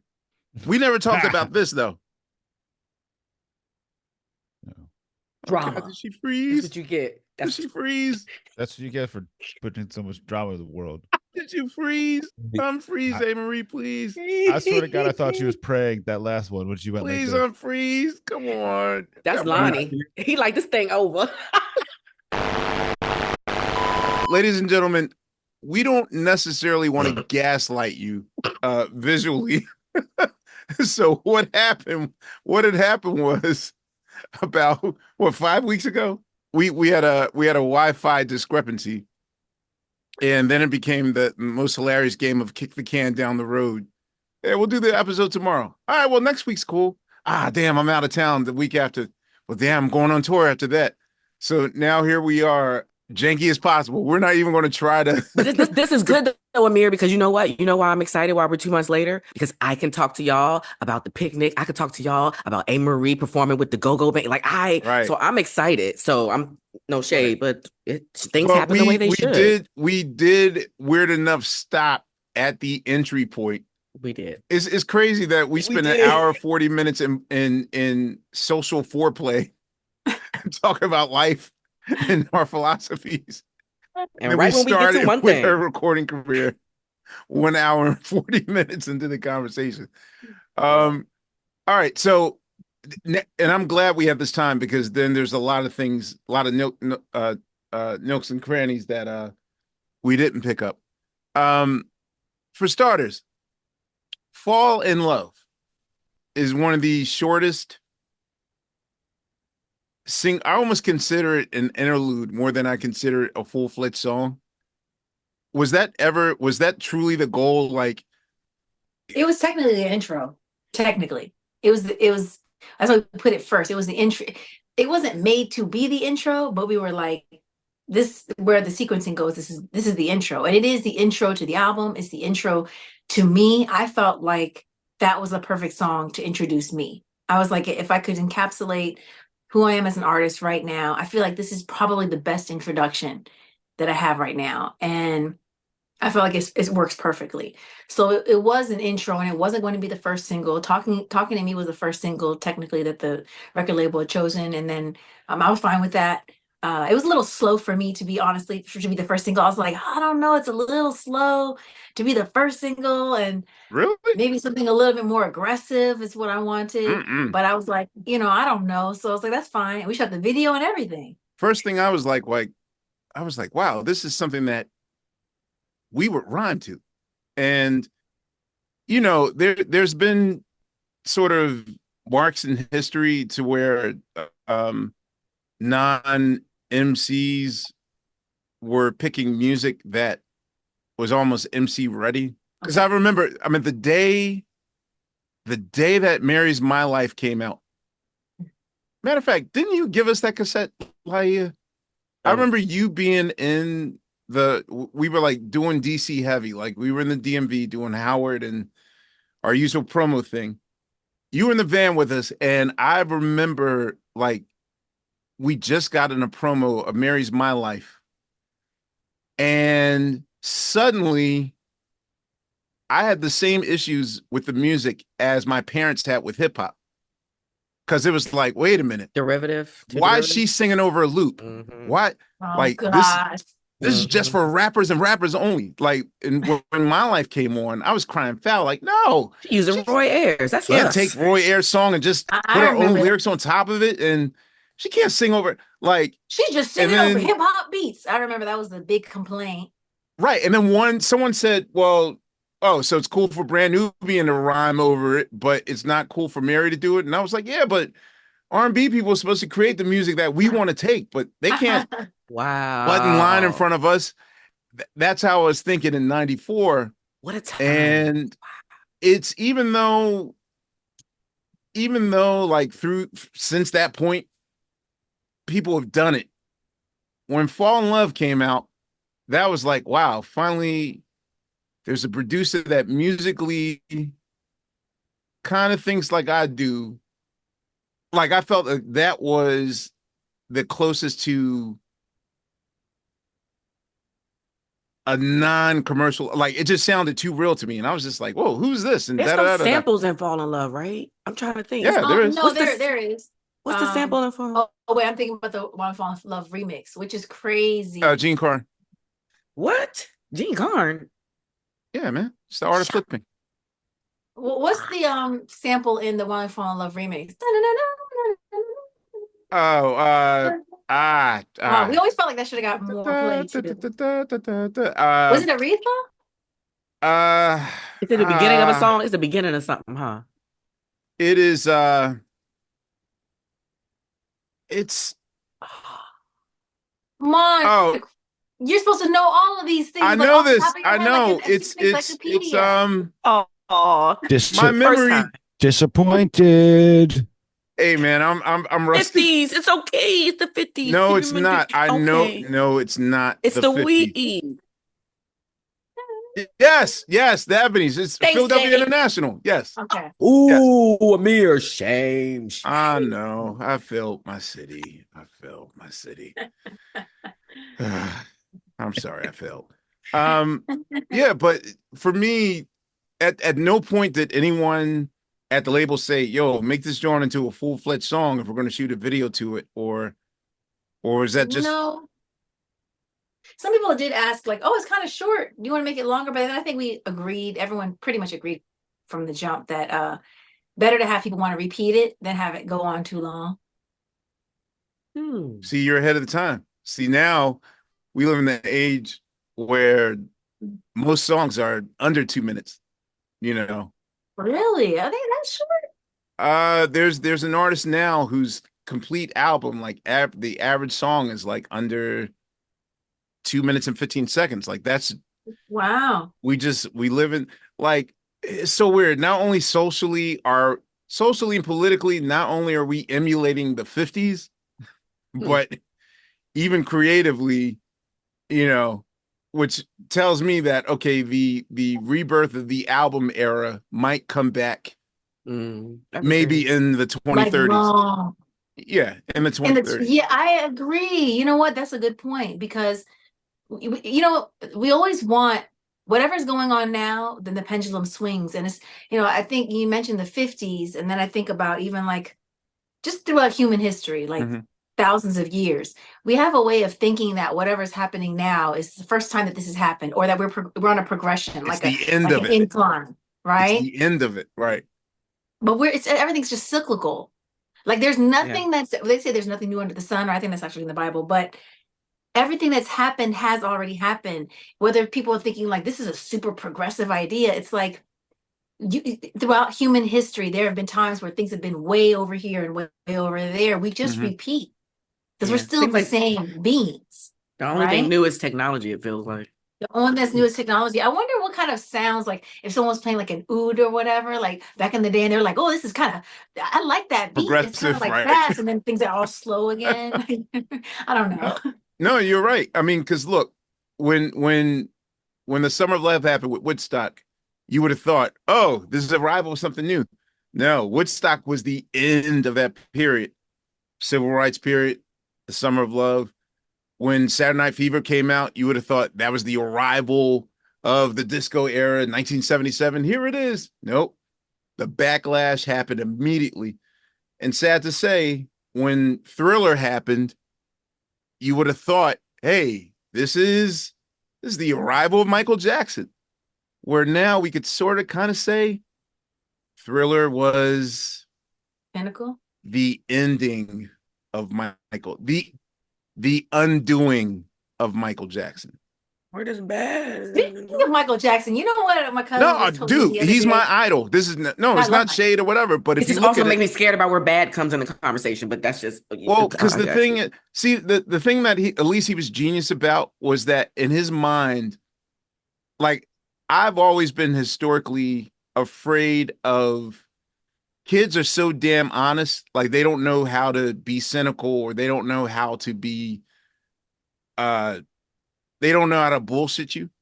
So if a kid immediately likes the song, then that song's forever, no matter what. And George Clinton said the same thing, but with I think where Michael sort of discounted was Thriller had nothing to do with the music or the talent or any of those things. Thriller had with timing. MTV was a year old, and I mean, just like Drake took advantage of viralness and Instagram, and like Michael took advantage of MTV. Thus, that is why he sold 100 million units, because he was the one that mastered the ideal viralness. But also, unfortunately, Thriller, what's most talked about is never the quality, it's always the quantity. How many awards did it win? How much money did he make? How many units did he sell? And thus, that caused a flooding that never stopped, which is why, like, money became more important to us. How much we sold. You ain't shit because you didn't sell this units. Like, I now, Thriller was one of the greatest moments, but I also see Thriller as a burden that no one has, including Michael, has been able to cross. So I consider Thriller, at best, I can say Thriller is a penultimate to the ending of Michael Jackson as opposed to the arrival. But that's with everything. With Obama, we were all happy days are here again. Nope. I feel like Obama's era was the last time that we had the wool over our eyes. Like, yep, nothing to see here. Everything's okay. Until and once the unarmed shootings happen and everything. So I feel like now cyclical. It sounds like you always feel like the pinnacle is the beginning of the end. But you know what? That is the climax. That's in any story or in a movie or a story, right? The climax actually is the end. After that, you just have the denouement. You have the everything's cooling down after that. But the climax is at the end of the story, or near the end of the story, and after that you do just have the denouement and then the beginning of the next story. Which is why I feel, with no hesitation or doubt whatsoever, no matter how much they try to move the goalpost or whatever politically, this is why I feel, the Harris Waltz administration will truly be the beginning that I think we wanted. Go ahead. Oh my goodness, we're on a different page, but we're not going to talk about politics. Go ahead, pitch it. Who, me? Yeah. Hey, Marie said we ain't gonna talk about politics. We ain't gonna talk about that ticket either. I'm intrigued though, Ahmir. On some other platform, I would love to know what's in your head in this moment. Long. Okay. It's too long. Okay. But I know it's good, and I know it's something to think about. Everyone just got a whole bunch of coulda, shoulda, wouldas. A whole bunch of coulda, shoulda, woulda. I'll put it this way. Yes. Unless you are standing firm against genocide, I just can't. I'm just not. And I've heard people throw out the H name towards all these other candidates, one in particular. But I'm like, all right. But did he help kill 200,000 people? That's what I'm saying. You could say all these other things, and maybe the next response is, well, he would have, and maybe he would have done worse. And I'm like, well, maybe not, maybe yes, maybe no, but I can't go on maybe. I just know what I see. And I know we have to go on actions. You're right. I know we have to go on actions as opposed to words. Actions. All right. And also, it's kind of like, I don't know, if we were. It's not a direct parallel to that, but if we were like living in the Confederacy right now, I don't really know if I would have been really arguing that hard on which Confederate president we're going to get and how much it would have made a difference, like necessarily to me, if I was enslaved. I'm sure there would have been some minor things maybe, but generally, not if we were living in the Confederacy moment, though, that's a huge if. But what I mean is that sometimes, people will try to do the lesser evil thing. And this. It's like, well, that's why I said this is a whole other thing. I mean, I've heard that too. I mean, right now I'm doing whatever possible to stop 45 from what's happening. And giving women their rights back and giving their women rights back for their bodies. I don't know. That's important too. So it's like a whole list of importance of things. And so that's a whole other topic as well. I've had unpopular opinions on that as well. But but I'm intrigued. Hey, Marie, when is the podcast for real? My friends have I have friends who are just like a couple of them maybe who are like vote blue no matter who. Some who are like, no, I think that this is actually good to go. I have some people who are like, I'm definitely going to do third party, support that, build the framework, build the third party framework, which it has to be done. If we want to have like 4 or 5 parties, someone's going to have to do it. So while everyone's in the Wait till fray. Jill come back. Wait till Jill. That come I agree. back. No, it's always going to be a boogeyman. It's always going to be a boogeyman. It's never Okay, it's okay. never the best time. So someone just has to do it in the Okay. meantime, because it's a 5, 10-year, 20-year. You got to think like China, 30 years down the road. You know what I'm saying? That's true. You can't That's just think true. about right now. So it's like That's true. someone has to do that while everyone else is doing the other thing. That's true. But then I also know people who are super pro-black, like Pan-African. They send their kids to Mhm. private African schools. They voted Trump last time, and they'd be voting for him again. That's crazy. So things are I very hope their kids don't get nuanced. pregnant. But Yes, sir. well, I don't know. If they're black, I would hope that we have more babies. I'll just say that. Because Oh, I'm tired of, whoa. Well, I'm look just at saying we've been sitting at 13%. and okay. As long as we somebody's here want to pay for change. these babies, We Marie. As long want as somebody can feed the babies. There's long as that. they can feed There them. is that. But the majority of the world is more impoverished than we are, and they Mhm. don't tie their family to money. They have kids, but some people will be like, because I was reading this one book. I had a book club book, and they were like, one of the moments in the book, I was like, interesting. I never thought about it like that. The woman was a housekeeper from South America, and she was cleaning the house for the lady. And the lady lived in a big house, a white lady, and they had one son. And she said, "You're pregnant again?" And of course, she was like, "Why do you people keep having children that you can't pay for?" And she was like, "You don't think about like how you can provide?" And she said, "No, senora." And I was like, interesting, because when the lady got pregnant, I was like, oh man, y'all are living in this shared space. You got 2 kids, it's hard. Now you're pregnant again. I don't know, girl, what's going on? And she's a grown woman. But when she said that to the lady, I thought, interesting. Mhm. We have so much on this side, and there are people who are struggling. But I'm just saying there's it's relative to different levels. Right? Of I was struggle. like, she's sitting in this wealthy woman's house. She's not even that wealthy. She's probably upper middle class. White lady, big, huge 3,000 square foot house, maybe 4,000 square foot house. Just her and her husband and one child. And they were like, this is all we can do to provide what we want to provide for our son, which is fair. Mhm. But then you have another woman who's like, the amount of children I have is not determined by our finances. It's about family and growing a family. And many people in the world think like that. So part of what it is that we also are used to thinking and I never really thought about it that way until I read the book. We're capitalist as fuck. I mean, yeah, it's America.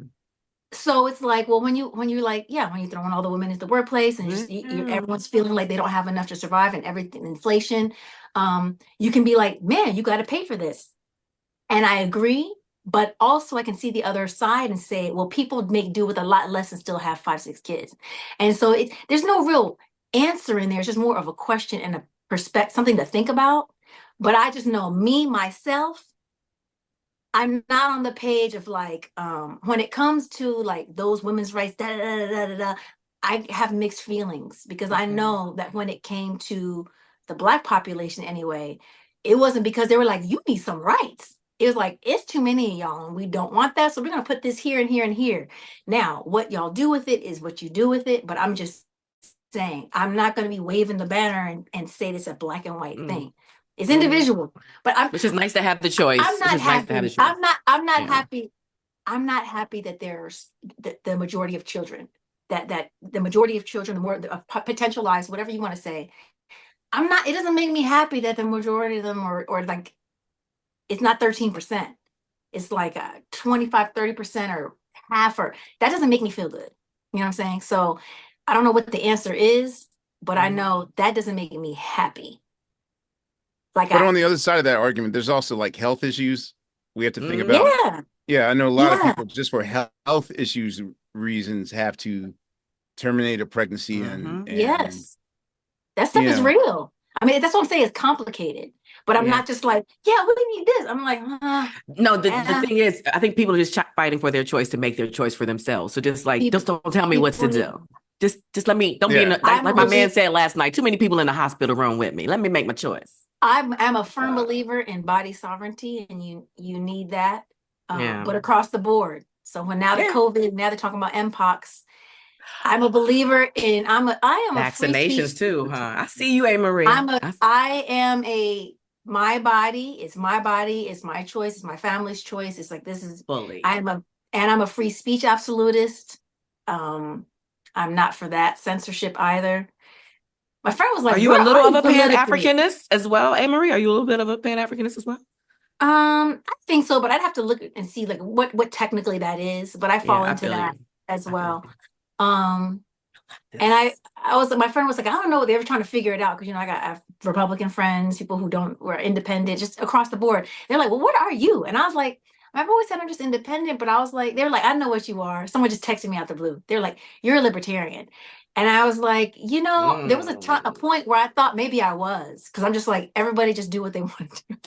But I was like, not quite. Then I was like, maybe not. I think what it is I just don't really have any kind of, I can't fall into any niche, because I agree with this and I don't agree with that. I agree with this, but I don't agree with that. I agree with this, but I don't agree with that. Meaning this group, this group, this group, this group. So I think I'm more of An American. I don't because you have the right to be that way, right? Like, also you Yeah. can, you know what I mean? Listen, when those people were tearing down those COVID masks and they were being belligerent in the targets and knocking down them racks, and everyone was like, they're being stupid. And I was like, I mean, it's really out of control, but they're also the first line of our civil defense, actually. So let them just be doing their thing. They don't really necessarily care about my civil rights necessarily, but it's okay. You just need people to act sometimes. And it's just like, whether it's political parties, whether it's certain groups, or why certain groups can come together, and they may be completely on opposite sides of the political spectrum, but on one issue they agree. People have to be able to find common ground, and you have to understand, like, when the chess pieces are moving. Like, for instance, all right, they're going to use this Democratic president to do these things while they're trying to do that. And now when it's another time and it's like a Republican president, that's going to be the time to usher in these other things. But see, what ended up happening, you're like, well, what happened? It's like, actually, it's from the president that was sent when the Democratic president was in. Or like, what's happening now? Well, that kind of got slid in when the Republican was a president. It's like two hands to the same body, which is why we need more political parties. So what was your second single? The first album. Can you give me the lay of the land of what the first of all, who were the higher ups at Sony Columbia? Was it Donnie and Tommy still, or was at it that time Donnie was still there? I'm glad we're still talking. I'm like the worst at remembering things, honestly. But yes, I remember Donnie was still there. I don't know if Tommy was there. I never met him, so I don't think he was there. Are we drinking the same thing? No. Okay. No, he's scared of that flavor. I'm trying coconut okay. chocolate water. Okay, I'm doing a harmless harvest coconut. Yeah, that's thugged out. Ahmir is the I'm a coconut thugged water out. drinker. It's like the thugged out version versus the kids version. So Tommy was there, but I didn't come through there. How I got into Sony or at Columbia was because I think we talked about that. I met Rich, but Rich already someone was already kind of just like watching out for him to see what was developing for the last couple of years previous to when we before we met. And that was Jeff Burrows and Daryl Williams. They had Rise Entertainment, and Jeff had really come from Bad Boy. Mm-hmm. And then he had a situation he was trying to get going with Columbia. He just didn't have an artist that he wanted yet. And so he was just kind of watching with Rich. So we kind of created that, and they brought us in to the system. Okay. Yeah. So at that time, like who was your A&R at the label?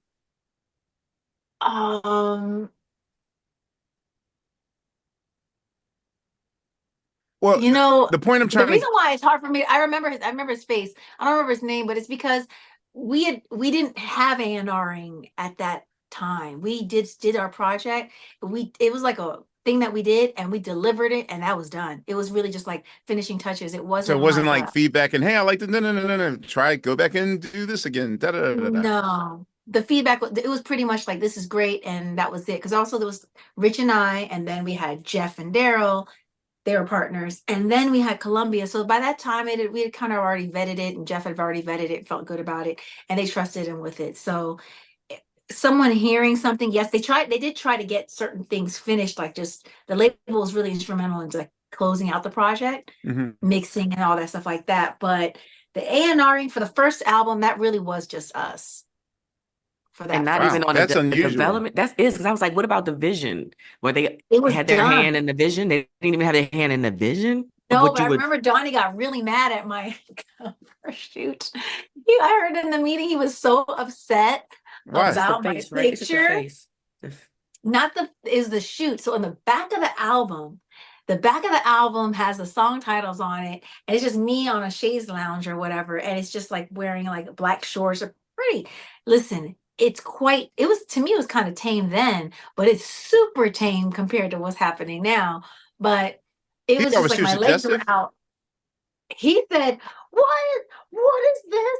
Why is it all like half naked? Da, da, da, da, da. And he was really upset. Most people will have their labels like trying to make them naked, but he just thought that was just too much. He was upset. I mean, he didn't tell me that, but that's the feedback. They're like, he really didn't like that. I was like, this? Just sitting down, you can't even, it's not even frontwards, it's from the side. It's just legs, really, that's it. And he's just like, he Yeah, thought it was you're too laying on much. a easy, well, whatever you call that thing. Yeah, I'm lying on the shades, and then it's just a complete side view. Mm. So it's just like leg, but again, super tame. People would look at it and be like, what? I have that album. But I don't know what they call that, but okay. he is the back of the album. Is the back of the album where the song titles are. That's what I'm saying. Like you probably not even thinking about it that way because it's super tame. But yeah, so that was. I remember when I went to the Soul Train Awards too. I remember the label was nervous. They were like, the dresses. They worried All about it being see-through at the short. bottom. It was Really? see-through well, it was God. kind of risque. It was kind of risque. It was like basically like a David Dalrymple, Patricia Fields. They made that dress, and it was like Ooh. a dress that was like a bodysuit, like a bathing suit, bodysuit. But we added more because I didn't want cheeks to come out. And then it was just like the train of it all was a black like chiffon or something. So it was black, just see-through. So it was quite revealing, but you couldn't see any cheeks. It's just shocking because you would think all labels want all of their female singers to be like shoom, shoom, pow, pow, ow. So yeah, I think it depends on what they want to do, right? Because if they're just like we want it a little bit more wholesome, maybe, or something. And my That's thing what is, came across. I thought you were the girl next door. I felt like it was, I didn't think it was too much, but it's funny because my thing was like, I was like, listen, I like short shorts because they were also kind of like shorts in the video, kind of short in the one follow through. But they were fine. Yeah. They were like, okay, but I was like, listen, I love short shorts. And here's the thing about me. I was like, whether I show a lot of skin or whether I show no skin, my whole thing about who I am is I'm going to do what I want to do because I will be in control of my own image and I will be in control of my sexuality. No one is going to be in control of that. So if I want to be like, have the legs out on the chaise lounge, or I want to wear short shorts in the video, but it's still tame. But then if I do a men's magazine thing, I don't want a bikini. I want pants and I want this, My whole thing was like, I have to, it's me, it's my body, it's myself. And I want to be in charge of myself. So for the 3 years that transpired between, All I Have in Touch, was there like active conversations on how to build upon the momentum? Because the thing was, when one thing came, nobody saw that shit coming. It just literally landed out of nowhere, like a boulder out the sky. Like, oh shit, what? And then that's a good way. It just landed on us in such a hard way. Like I distinctively remember, like when I first heard, I just got my license. The year that came out, so I remember that was like one of the first songs that like. You just got your license. Wait. Yeah, aren't you a grown up already? Let's get into it. No, let's not get into it. No, all look, right. I graduated. Listen, I graduated high school and immediately like set in motion, like a big part of the root story is that we had to move to Europe, like 2 years after graduating high school and us making it. We moved to Europe and lived in London for like the longest. But even at that, like we were touring 200 days out the year. So like, I mean, I just brought my first real house. Like my first, hey, let me take my money and do something nice for me thing. Like I did that in maybe 3 years ago. How old was Because Black Thought when he got his license, Questlove? How old was Black Thought when he got his license? the day that Things Fall Apart came out, Tariq got his license. Oh, okay. Uh-huh. So what was you saying? I was no, just okay. Yeah, exactly. We were in the gallery doing an in store, and it was like, "Where's Tariq at?" Oh, he went to go get his license and buy his car. I'm like, we make money enough to buy a license and a car? No, but one thing was one of the first things I remember blasting, and I was just like, I can't believe that the hardest hip hop song of all time is not by an MC.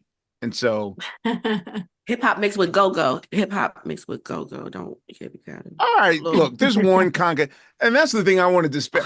I know there's go-go leanings into it. She always getting you about something that. is not a go-go song. I'm sorry. Ahmir. There's a lot of there's a lot of musicians in the video. Disrespectful to if I was like, yeah, that's a go-go record, like go-go purists would be like, right. Oh, but Go-go people get mad. Of course. Let not get out of control. It's got a little flavor, it's got the tinge of it, but you know, that's a whole different vibe, different flow. Right. Yeah, no, it's I mean, because of the drum rolling and all that stuff, yes, it feels updated. I love it. So did the label see that coming at all? Like One Thing, or are you talking about the second album? Are you talking about the creation of the second One album? Thing, which I hope led to, hey, you have more of this? And then we could put No, like, it was the opposite. It was the I almost opposite. feel like you made it against their I mean, we did it, right? We did it. We were creating the album. It was kind of really difficult to create that second album, honestly, because Rich was like doing, I don't know what was going on. He was kind of like in a different space, and it was like almost like chasing him down.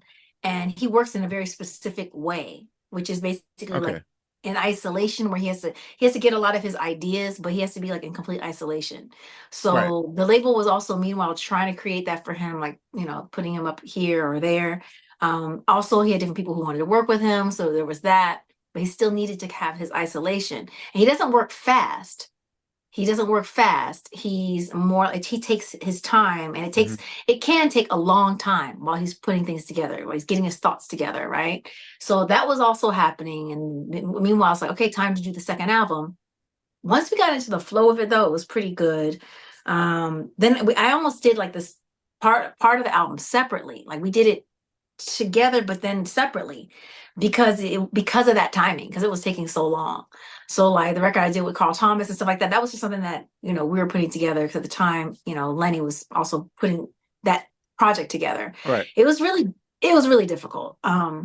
But we eventually got it. How do you normally work with Rich? Like, does he go off on his own and comes back and says, "This is what I prepared in the mountain cabins"? Yes, he normally just goes off on his own, and then I can I can finish the thought, depending on, like, you know, what it is, but he needs to have his space to finish his own thought first. Like he's got to complete his thought musically. And then I can see, you know, because a lot of times I did the bridges a lot, because he just doesn't really do a lot of bridges. You know what I mean? Like he'll get all the other things there. But that's normally how it would work. We'd have to see for the future, you know, inshallah, we'll see what happens. But how he worked in the past was he has to finish his thought. He has to finish the thought. But I just remember it being painstaking, that second album. It was just difficult to finish. But once we got it, though, then we had it. You know what I mean? So we had One Thing. We had Talking About. We felt like it was special. We felt like Talking About was also really amazing. Actually, I feel like I actually like Talking About even better than One Thing. L.A. Reid told me that before. That was his favorite. And then I was like, yeah, you know, that's the one I never get tired of performing either one. But that one, just something about it is like, I think it like is in my essence. Like that's very me. But we did One Thing, and we felt like, okay, this is something really dope. But we couldn't say like, because it's kind of like this, and that one was big. So this one, it didn't sound like anything. So we just knew how we felt about it. So it was kind of like deflating when the label just completely didn't get it at all. That's actually how they were like, no, You not played it and they said, nah. this. I didn't play it, and I wasn't there, but I Okay. know that, it was played for them. And the reaction was pretty much like, not, is this it? This is that you came up with? This is one thing. Yeah, it was just like, this isn't it. And at the time, if everything was almost like culminating, it's interesting because you talk about like endings of like things that can be like the biggest thing, but it's also like the ending is shifting to something else. Mhm. Because with the way that it was so painstaking to put the album together, and taking a long time, and that time the label starts wondering what's going on, because meanwhile with Rich, they've got him somewhere, but it's kind of like taking a long time still. And I'm creating what I'm creating, and it's like it's all kind of been a painstaking process, and it's very drawn out, right? Really, really drawn out. And normally, I get in a vibe, I want to just like boom, boom, boom, boom, boom. I'm quick. So that it was kind of hard for me too, because I'm also working, like we're partnered up, you know what I mean? And his process is different. So it was a little antsy for me. But that taking a long time, the label not really knowing what's going on. I think they spent a lot of money just trying to like figure out how to just create that artistic oasis. Mhm. For Rich, I feel I don't like to speak for him because he knows Right. his experience, but just from what I was seeing and what I knew of, what I was privy to. Then it's taking a long time, and then after all that, like, ooh, it's been like, I don't know, a year or a year and a half of just trying to get the scenario going, and then they come with this. What is even this? What is Mhm. this even? And so I think at that point, and there were some other political things that I don't even know about, honestly, to this day. I don't really know, but somehow there were some issues with the head of the label and with maybe Jeff, and with Rise, I think. And then there were also issues maybe with the label and Rich. So there was all these little splinterings that were happening in the meantime. And then, of course, then we come with this.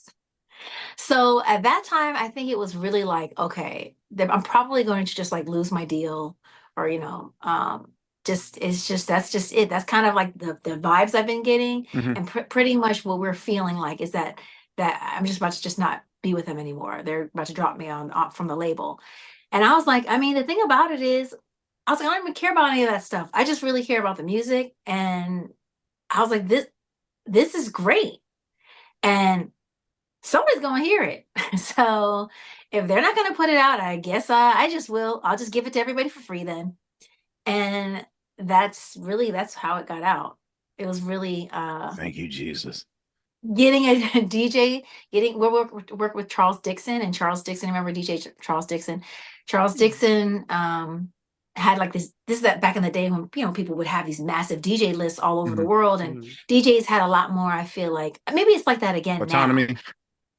Yeah, autonomy, and they could just do what they want. They could actually break records. They You know had what I record mean? pools too, so that helped too, Yeah. right? And record pools, yes. So Mhm. we basically did that. We did it to send it to the record pool, send it to the list, and so all the DJs like around the world got it.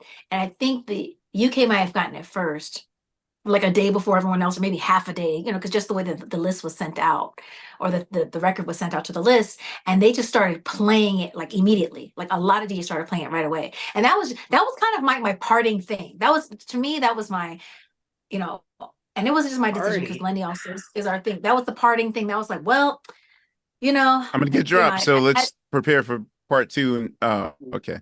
Wow, that's crazy. it took off over Christmas break. So this is Christmas. Yeah. No one can do anything. So there was actually a good time too, because everyone was like on their vacations.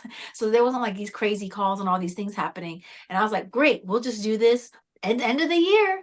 And this is my parting gift, I guess. And I just want people to hear the record. That's all. So I guess I'm done, and we'll figure out what to do after that. And that was it. And come New Year's, it was just building so fast. And the label then had to play catch up, like, okay, we need to do the video, we need to do this, because Well, answer this thing though. I mean, was there any sort of moment of redemption? Right. Like, hey, we were wrong about this.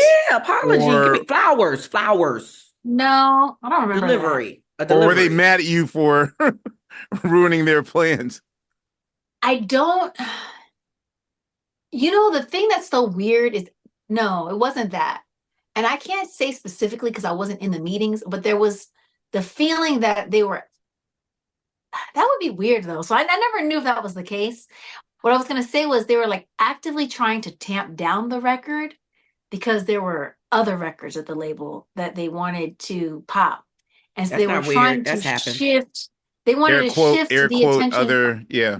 other records. Yeah. So they're trying to shift people away from that. And so really one thing did what it did in spite of the label, not because of it. And I don't mean that to disparage any particular person, because I actually had a really great relationships with people who were there. So some people are just doing their jobs. You know what I mean? It's more like, I think when you go like on the higher up, the higher up part of it.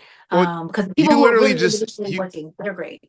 You literally just said, I mean, I think, you know, when you work for, or when you work with a system that's kind of more or less prioritizing their job safety as opposed to creativity, you'll often find a lot of cutting off the nose to spite the face. Because my whole thing is that, well, if you win, then they all win, and then other people can win. But there's this whole thing where it's just like one entity can only share the spotlight, and you know, I never understood that.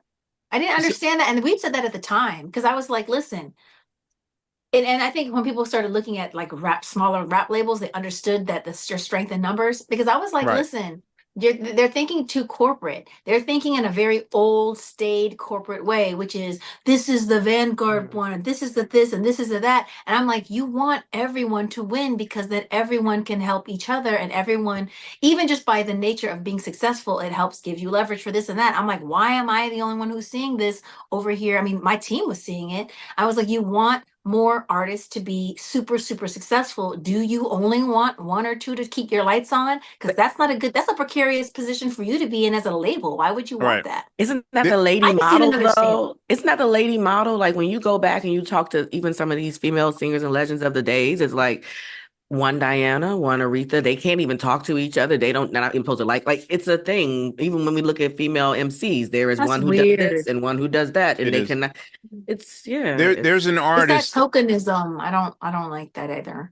So there's a really awesome book that I read like 5 years back. Well, he's a comedy writer now. His name is Jason Karp. Back then, I believe his MC name was Hot Carl, and Hot Carl he made his mark in the early aughts.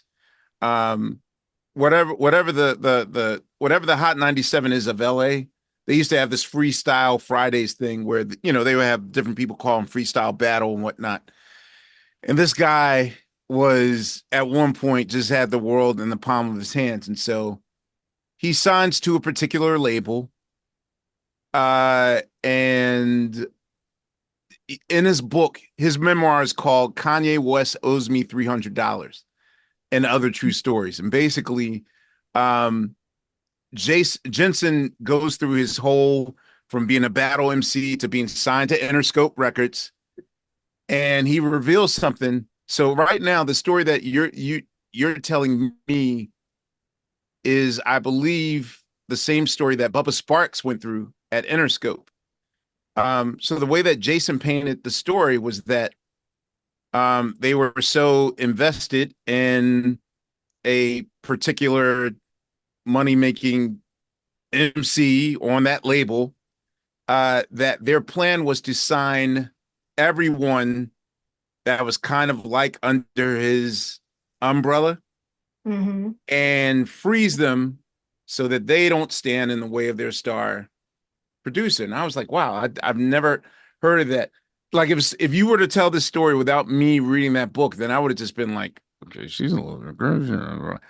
But once I read Jensen's book and then started asking around to other ex-label execs, and they were like, dude, that is par for the course. That happens all the time. That's like, kind of weird. They said they just signed. I mean, I feel like that's actually extra. Like where they went out of their way to sign people that were similar to him.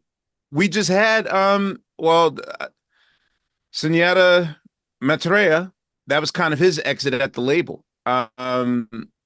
Because his debut was so magnetic and sold so much that it was problematic for Sony's biggest artist, who was the biggest selling artist of all time.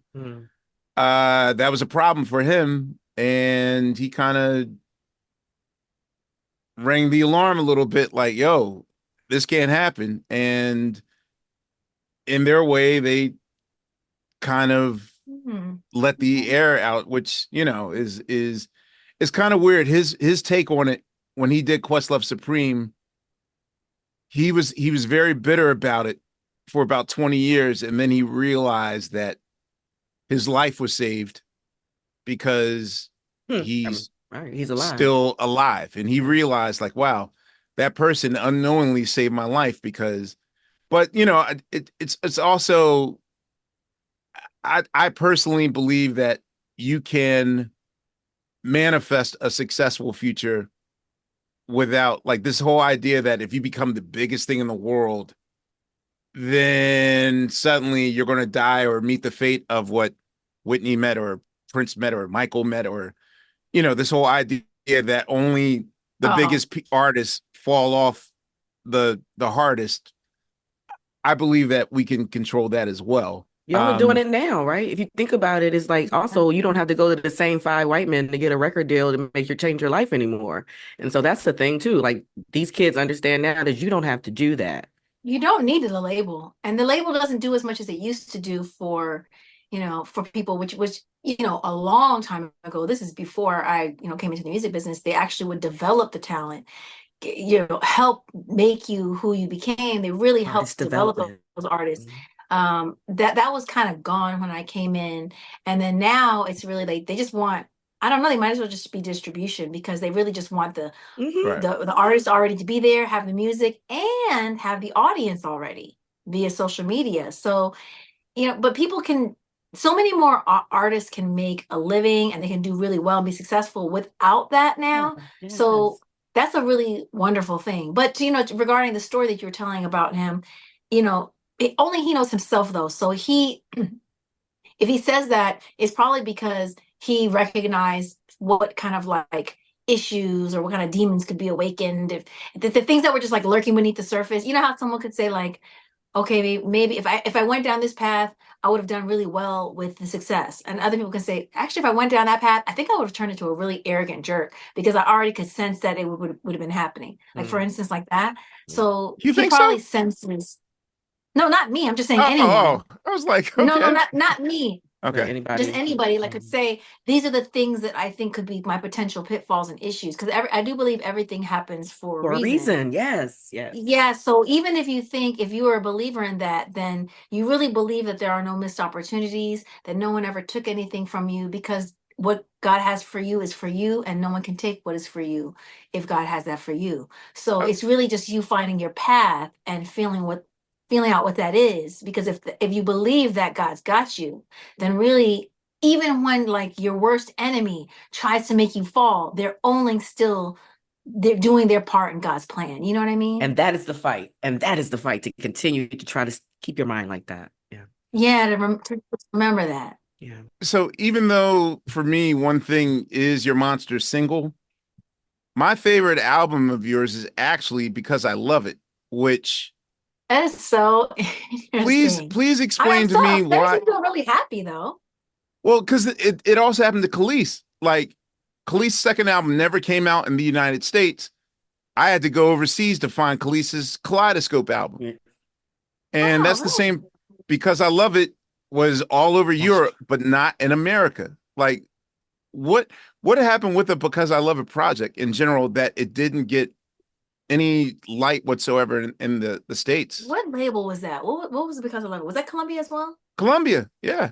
Okay, that's probably the last one. That's when I was really thinking of leaving the label, because it's just like, even when I wanted this single, it's like it was like so hard to move and like to do anything. And then we were going to release it, and it was like, yeah, it's gonna come out in the States, and I was like, but why are they coming out at different times? We live in the internet era. Just, it should be one date. I don't believe in this different dates for this and that. I have fans that are going to be like, "Hey, I didn't get the album, so what is the good reason for having them come out at different times?" Oh, well, we'll just do that. And I was like, I don't know. I'm feeling like that is just leaving it possible that it doesn't even have a US release. I wasn't really confident in them at this point regarding them following through. So that was just completely out of my hands regarding why. And that album, I'm really proud of that album. It's not Yeah. perfect, you know what I mean? I can definitely be critical of it, I loved but it. oh, thank you. Like Well, there's a the little things shit I'm like, you oh, I did should with do this, I should do that, I should do this, I should do that. well, you work with it, the Buchanans, like the whole "Make Me Believe" thing. Buchanan's, wow. The That Buchanans are so great. I was yes. just asking after them, actually. I gotta go back to that. Matter of fact, we still, when I heard that, we to this day do that flip whenever the Roots do the seed. Like I played the shit out of that song when it first came out, like DJing and whatnot. Shit, you also work with from formerly of the Youngsters, Karan Goodman. Karan? Oh, Yeah. wow. Yeah, Karan did he did Some Like It, I believe. He did a little bit. Yeah, he did some Like It. You know, it's weird. Initially I thought it was actually that was mostly me and Lenny did that one. Now that I'm yeah, I thinking was about going to it. say you and Lenny came like also with Yeah. Hate to Love You, which I thought was outstanding. Thank you. Did I loved Hate to Love You too. Who did that? That was you did? the Clutch. Well, One No, Up no, also. but we're also not the Clutch. Was it the One Up did it. guys? One Up, yeah, One Up. Yeah, One Up and Yeah. Lynn also. There's a lot of creating. I love to create tracks while we're creating the song. Like that way we can, you know what I mean? Like it's really like musicianship that way. It's not just like writing to a track. It's just something that's living and breathing. Like creatively, where are you? And by this point, where are you, Rich, creatively? Like, are you guys not working? Was there tension there? What? No, there's no tension, but I'll have to see what he's doing. We haven't spoken in a long time. So I know we're going to do something as of today. As of today, we haven't spoken. Because I could have sworn I heard you say something like it is a potential for something in the future with the two. Always. There always is. I just have to literally be like, hey, what's going on? Because for a second, he wasn't doing any music for a second. Yeah, I was about to say, is he actively still working? I don't know if he is now, but before he wasn't, and then he was again. So I'm thinking that he still is, but just cooking. What state does he live in? He's such a mystery. What state does Rich Harrison live in? I'm not gonna say because I don't know if he wants anyone to know. I didn't say city. Is he in this country? Okay. I won't say. I'm assuming he's still in the country unless he's just visiting somewhere. But yeah, he lives in. I hope he's still a DMVer, but I hope. But yeah, so what is the division of labor between you two? Like working in the studio, do you work from soup to nuts together in terms of? That would have been the idea for this next time. If we do something together again, we'll be doing it like that. Like because I don't know if that's like his zone though, but he's a musician, so I know he can. I just don't know if he's comfortable doing that. The favorite way I like to work is I'm at the mic and I got the musicians here. I did this session where I went in with a producer and it was like, let's just play and let's just see what happens. Just let's just feel it out. Got these vibes. And he was like, okay, well, you know what? I'm gonna bring a guitarist in. I'm gonna bring in a couple pianists. Let's just do it. I'm like, okay. It was gonna just be really a meeting, and it's just like but I always like to reserve room to play just because you never know what happens. And we were just like in there. And I just stand at the mic and then it's like, give me something like this, something deeper. Okay. Add something in like some piano now or something. Then I'll just give those general directions. Right. Mm-hmm. Sometimes I'm specific where I'm literally like, do this, I'll be very specific, but sometimes not. And then, so the producer was also like getting them together while I was like, yeah, this feels like this. Give me a little something like that. And I turn off all the lights. So it's very dark. So kind of it's hard for people to work for a second. They only have the lights of the board and the stuff around them because it has to be like boom dark for me. Mm-hmm. So then I'm just like, I'll just start singing stuff and I like do the lyrics as I'm just filling out the melody and I'll just start saying stuff, but I'll just be like laying it out. And then It's like, oh, and now we're adding in building, and we built some songs like that. We had like 15 dope records just from that one evening. That's my favorite way to work. And then we can figure out what to take further. You know what I mean? And what musically what's going on, but we've got the feel of it, the sound of it. That's my favorite way to work. I don't like to get a track and be like, write something to the track. Write something. I don't, it's not I don't really like that because I feel already boxed in already, you know? And Wait, that's not the melody that's in my head. It's in a whole different key and it's not that vibe.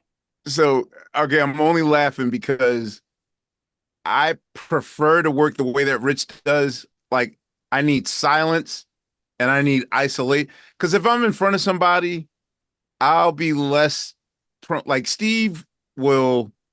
Steve's has been my engineer since like you got your 97. driver's license. Yeah. Yeah, since before I got my driver's license. Like, Steve has engineered all the common stuff. He was there for all of the D'Angelo stuff, like all that stuff.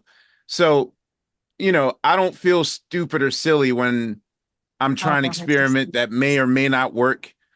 But oftentimes I'll feel like if people are in the room, it's too much pressure. Yeah, you feel also too afraid to mess up. Well, yeah, but then also, like, I'll be in a situation where one particular artist wants to be there from the soup to nuts thing instead of like, here's what I prepared for you. And oftentimes I did this once to a client where I already had the song down, but I literally spent 5 hours acting like, oh my gosh, I did Jedi Mind. Yourself in these situations, Ahmir. You do this to you know what? You're so not confrontational. We need to talk about that. No, I just got confident. I just learned the word no like 5 years ago. So no, I'm new now. But yeah, I put on a whole horse and pony show and accidentally wound up into the idea that I can't believe you did that, but from what you told me last time we spoke, I can. Yeah. I can't believe that you spent 5 hours pretending that you were coming up with something because you're so sweet and you were non-confrontational. No, that was old me. This was back in like 2014. No, now I am new in my communication shoes. Shut up, Laia. All right. You working on it. You are in progress. He's in progress. I can understand you needing that time because even if I'm there, we're doing this thing. I have closed sessions. I don't like, people are in there. They don't have to be in there because then it gets like uncomfortable and all. So you want to be able to feel free to make mistakes. But also I'm very sensitive with my creativity. If I was writing a record, Erica. What? Oh, he just remixed Erica. Yes, you're sensitive about your shit. I got you. Oh, yeah. No, I understand that you would want to finish your thought and be like, let me finish my thought, like in peace. Because if I'm writing a song or something like that for someone else, or just even if I was just writing something for me, but the music was done. If there are other writers in the room, and usually there aren't, because I find it hard to work with other writers. No, because they never say what I would say. So you don't like writing camps or any of those things? No, because they never say it. Then that's when I'm sorry, but that's when you come out with something like, no, the chicks like this, and the chicks like me, see me walking in the room. And I'm like, that's not even me. I would never say that. And I would never feel like all these other girls are trash, but I'm so great. You body roll again, just to... Yes. Wait. Meanwhile, out like that. You get stuff like that. But meanwhile, Amerie, it's funny as you say that. I'm curious what's moving you these days. I would never ask you the elementary question of like, what are you listening to? Books. But what? Well, let me say first. Let me finish the other okay, finish your thought. I'm sorry. Because the other people I've worked with that did not, because they might be like, "Whoa, we worked together. I wasn't giving you stuff like that." So that's not. I was being facetious. That's not all that comes out of it. But I have to be particular with the writers I work with because they do have to know me and what I would say and how I would say it. Yeah. I'm also a writer, like a fiction writer. You know what I mean? Like words are important. What I say and how I say it is really important. So, yeah. But I've worked with really talented writers, and when we gel, and then I know like they'll, that's what's great about Rich too. Was Rich a lyric person or just a music person? He could be with the lyrics too, but his stuff would, I think it's melody and feel and like the rhythm of the Okay. word. You know what I mean? Got it. Okay, and then you were asking me something about what am I into now? No, I said musically, what is moving you these days? Musically, here's the thing about me. I'm kind of weird, and I feel I sometimes feel uncomfortable, honestly, having music related interviews. I'm not gonna lie. I'm not gonna lie. I'm trying to get the There- books. No, I usually don't. But I'm just saying because I feel Wow. like people will be like, dang, well, she's not listening to anything. No. Or Yeah. her habits are weird. And so I feel like I don't really want to talk about it because You're then an it's just artist. You're not supposed to Okay, care too. here's You're my not supposed thing. to care. You're I supposed to just be listen- free and say what you feel. Okay. I usually will go through pockets of time where I listen to no music. It might be half a year where I don't listen to anything, or it might just be instrumentals. Or if I'm listening to music, because I do that, because I don't listen to music so much, I listen to music that came out years ago as if it just came out. Mhm. Hey, So that's fun. it's new to me, but the interesting thing is I do get a feel for what can last and not feel old, right? Although I'm like, well, I don't really know what's the new things, like whatever. But so I'll be listening to something right now and playing it out but it's like, Like and then it's I'll new. look, and I'm like, oh dang, That's this album's 14 really years dope. old. This album, no, but like I'll be like, this album's really dope. I like this. Oh wait, he came out with this in 2015. Oh, well, great job. You know what I mean? Yeah. It's like late. So I'm listening right now. Actually, I've been listening to a lot of Chris Brown. Okay. Chris Like, Brown. but he put out something every Um, month. So how Yeah. far So back are you? I'm not as late on Chris Brown stuff Okay, because, but still, some of the songs I am a little late on, and they're new to me. See, So but Chris also, this is precisely the reason why I have you on the subscription list. I know you said okay. So you do know that you're sending it to me. Honestly, I'm just like. Yes. I always feel like you're sending it to me, but like you're not even realizing I'm just a number. I'm just a notch in your belt. You are one of 438 people, Wow. Okay. but no. I don't do it. I literally, That I means you sit. Do know you I have a don't lot of read. friends? Do you have a lot of friends? So is that special for you? Is that a small? Is that There's curated there's for you? all right. This is what I do. I do it for two reasons. Okay. Primarily, I know that people my age and adjacent to my age. Okay. I'm 24. What are you talking about? But okay, keep it moving. Exactly. That's so I know that oftentimes we'll get comfortable in our comfort zone. And our comfort zone is the 75 songs we know. You know, the Stevie Wonder song, that da-da-da song. And we'll tend to our gym list, our walking list, our Sunday afternoon cleaning a house mix. Oh my God, that's all my playlist. I love it. Okay, go ahead. Right. So we tend to get trapped in that. So number one, I do it because, it started So it's with a one public person. service. Is that what it It is? started with one person, and then it wound up being 10 people. And then one of those 10 people told the world, and then they were like, well, where's my list?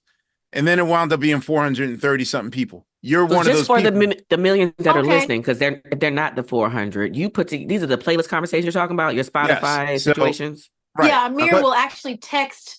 I Yeah. get the text from his phone, Okay. and but because it's like I that's don't when mass the text. message- I individually go through all 438 names twice a month and send them. Really? Oh, I do feel you more have- special now. I Oh, thought the you were shit just sending it takes- to everybody. The I'm shit like, he takes don't even know 19 if I'm hours to do. Meanwhile, Just divide Amerie, it up. I feel less special. I just want you to know that I'm not in that 4. So I'm just going to sit here and ask you to send me those later. Finally, you will be 439 people. No, No but pressure. You're but so when I got to busy. 300, I was like, I can't do it no more. My hands are hurting. And then if people tell me, yo, how come I ain't on the list? Then I do it. See, you just said, how come I ain't on the list? So I did it. But the second reason why I do it Okay. is because it forces me to constantly search for music, because at this age, I too can get stubborn and just stuck in, all right, I'm just going to listen to Prince for the next 8 months and stay in that cycle and miss all that behind me. So in this process, I go through about realistically 300 songs a week. And of those 300 songs, maybe 11 are cool. And so I'll just That's stack up. amazing. Yeah. So See, that's why I do it. but it's So hard. I feel special, and I think that it totally makes everything that you said totally makes sense. See that, but the thing about it is that if like I'm always thinking all the time, right? So I usually am like the way that I like take in information is like this is what I'm in, and I'm in this for like I'm entrenched for this amount of time. It could be months and months. It could be a year, and that's all I'm doing. If I'm not eating and taking care of my family, I am just doing that. And then I'm super in this and that. So I feel like I can have a lot of in-depth knowledge on different things because I've spent like time entrenched in it. The issue with music and listening to music, because someone was recently asked me like this summer, when you told me you didn't listen to music like that, I was like, what? And I was kind of sad. And I was like, what, really? And they were like, I use it for everything I do. And I was like, yeah, but I can't do that because here's the thing. If I listen to music, I won't ever stop. If I listen to music, I start thinking about what project I want to do. I want to do this.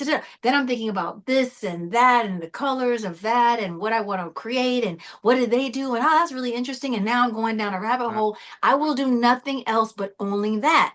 And so I get in my moments where I'm like, I'm into some history thing grabs me. I'm pouring the internet, I'm pouring books to learn about this particular thing. Or like right now, I've been very like into geopolitics. So I'm all about like the economy, geopolitics. That's all my videos. If I'm exercising, it's geopolitics. If I'm, I had to, go to the doctor and get a shot or whatever it is. My distraction thing is the geopolitical thing on the economy and what happened to the middle class. Like I am in that. And that's all I can do because I process my information at night. I talk to myself. So at nighttime, usually whether I'm, in the shower or whatever, people will hear me. Well, I don't think that this is it. Because first of all, the reason why you do that, and people might come in and be like, well, who are you talking to? I'm talking to me. Talk to yourself. I'm right. talking to me. And so I'm like, just, it's a lot. Someone was like, dang, Amerie, sometimes you can be a lot like being around. I'm like, but think about how I feel. I have to live with me and I can't escape myself. You're taking in a lot of podcasts, a lot of books, so usually when a person takes in a lot of information, it's usually to gather and sort the information so that they can do something with it. What is your end game? That's what I'm trying to figure out. And that's because I'm revisiting that question. Before I had a lot of information, and I remember thinking, I got all this information. I need to put this in like a book. And I was thinking of doing that, and I'd done some of that. But then I was thinking, okay, you're doing all these things, and then yes, there are a couple people who are like, you need to do like a podcast. You need to do that, and I'm like, okay, do I though? Like, okay, in one universe, I do that, and people love me. And they also hate my guts. Yeah. So there's but love the information though, Ahmir. Love the information. But they love the information, But so I'm saying that there's that, and I think it would do really well actually. But then the question is, because they were like, "But you know all this stuff," and I was like, "But then the question is, is everything always to be commodified? If you know a lot of things, does it mean like I need to try to get famous in this lane with it? I mean, can you just have information to inform how you live and what you do? Or is it like worthless unless you get big off of it? And that's a question. I don't know. It's like the headiness of the heady right there. Yeah, that's it's what I'm saying? Very valid, very valid. Well, I just sent you. All right, I just sent you your own mix of what I'm listening to now. Okay. Which isn't music. It's literally tones, because yes, I know what it is for your brain to constantly be in thinking mode. I sent it. Did you send me some 528 or some 432? I've been listening to that. I've been listening. What is this? 538, 432. I've been listening to it. I listened. So basically, like, it's where Fonte always clown me. Like when Spotify snitches on you and says, you've been listening to, it gives you like your top 5, what you've been listening to. And people look at my thing and it's like, wait, there's no music on here. So all I do, like, it's hertz. It's tones of hertz where I'll send it to you, Laia. Remember I told you that's the whole cymatic of the trilogy. That's my long. I'm gonna put it together. I have 3 songs I want to keep from it, but because I wanted to record it actually in. I was gonna record it in either 4th. Now I might do it in 432, but like the frequencies we talked that's about a this before, frequency. years Hey, Marie ago. Rogers, I hardly knew ye. She's a hella nerd. Blur. Yeah, so blur these things power. reset your was it Vargas nerves? What is it? Parasympathetic. Yeah, your nervous system. Look at her. I love it. I Who tell you, are when you? I get into something, I get into Marie. it. I, It's me. What does dude, I Marie feel like I'm mean? on a Nardwar episode right now. Marie, what does Marie mean? Is that what we're missing? Is that what we're missing? Did your parents know all along? What does Marie My mean? mom made it. My mom made it up. Okay. Oh, me too. Okay. Look, oh my God. But This- yeah, I'm glad you sent it to me because I was listening to it because I was like, you need to like heal. You need some like healing vibes. But I literally thought when we did this episode, we were going to talk about use an author, use a book club person, because you really got me in the game. Oh, yes, my 9th book coming out soon. Jesus, a kid book. I wrote my first kid. Yes, exactly. beautiful. I will be No, supporting. but for real, like she got me into the rabbit hole. But we obviously this can go on for 12 hours, but we do have to wrap up. Listen, can we do a retreat with Marie? I feel like it's an event. Like we need a retreat. We need to do some sound baths. We need to, No, we would do the commune. sound baths, get a singing Yeah. book. We're We about would to- have some political conversation, exchange some books, have Dog. some debates. A political exchange. Some political Marie's about to be exchanges. about to be the next member of Questlove Supreme. Guest host. Come on, guest host. Come on Honorary through. member? Oh, Can you God. would you guest host? You could, that would be dope. Especially Oh, on God. especially on some Whatever you would like or whatever you would invite me to, I'm there. Okay. Wow. As long as it's not a party. Well, No, I'm kidding. Also, No, you're not. No, you're not. no, and also, if ever you're in your creative mood, yeah, I would like to collaborate as well. Oh, I would love to do If that. you- I just texted. I don't know. After this, I'm like, nah, music's not your calling. This is truly where your passion lies. Well, what is this? no, but- What do you call this? Because I'm trying to figure out what is this? You said I this is think- more my passion. What's this? I think this is called life pivoting. I think both of you and I are discovering what Information. we can't put a title on it until maybe 2028. The truth. Now you're gathering information. I know I'm always seeking the truth. I'm seeking the truth about everything, always.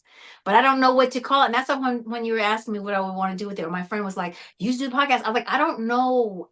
I'm just trying to be still and let God, because I know I'm doing the things that I'm doing. Like I'm about to start working on the new project, finishing up doing the novel that I'm working on. But then I'm also like, there's this other thing that's happening, and I'm just trying to be still for it, so God can like be like, okay, Right. here. Because I don't know what it is. You're finding out what it is. You're not finding alone. out right now. But this is why being still and silent also helps. And take it from the guy that had 19 jobs and was always the second I did this,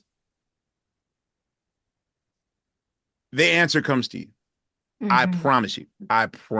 The answer comes to you. Just, we gotta just talk. We gotta just talk more off Yes. off time as well. Yes, absolutely. Now that we're allowed, because you were like, we did the interview now.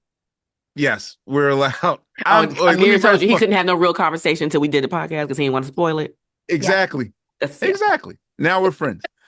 All right. Well, Marie, I thank you on behalf of Sugar Steve and Laia and Thank Unpaid you. Bill and the family. Thank you That's for good doing Questlove information. Supreme. Yeah. I appreciate you. Thanks. And I will see you on the next go round, y'all. All right.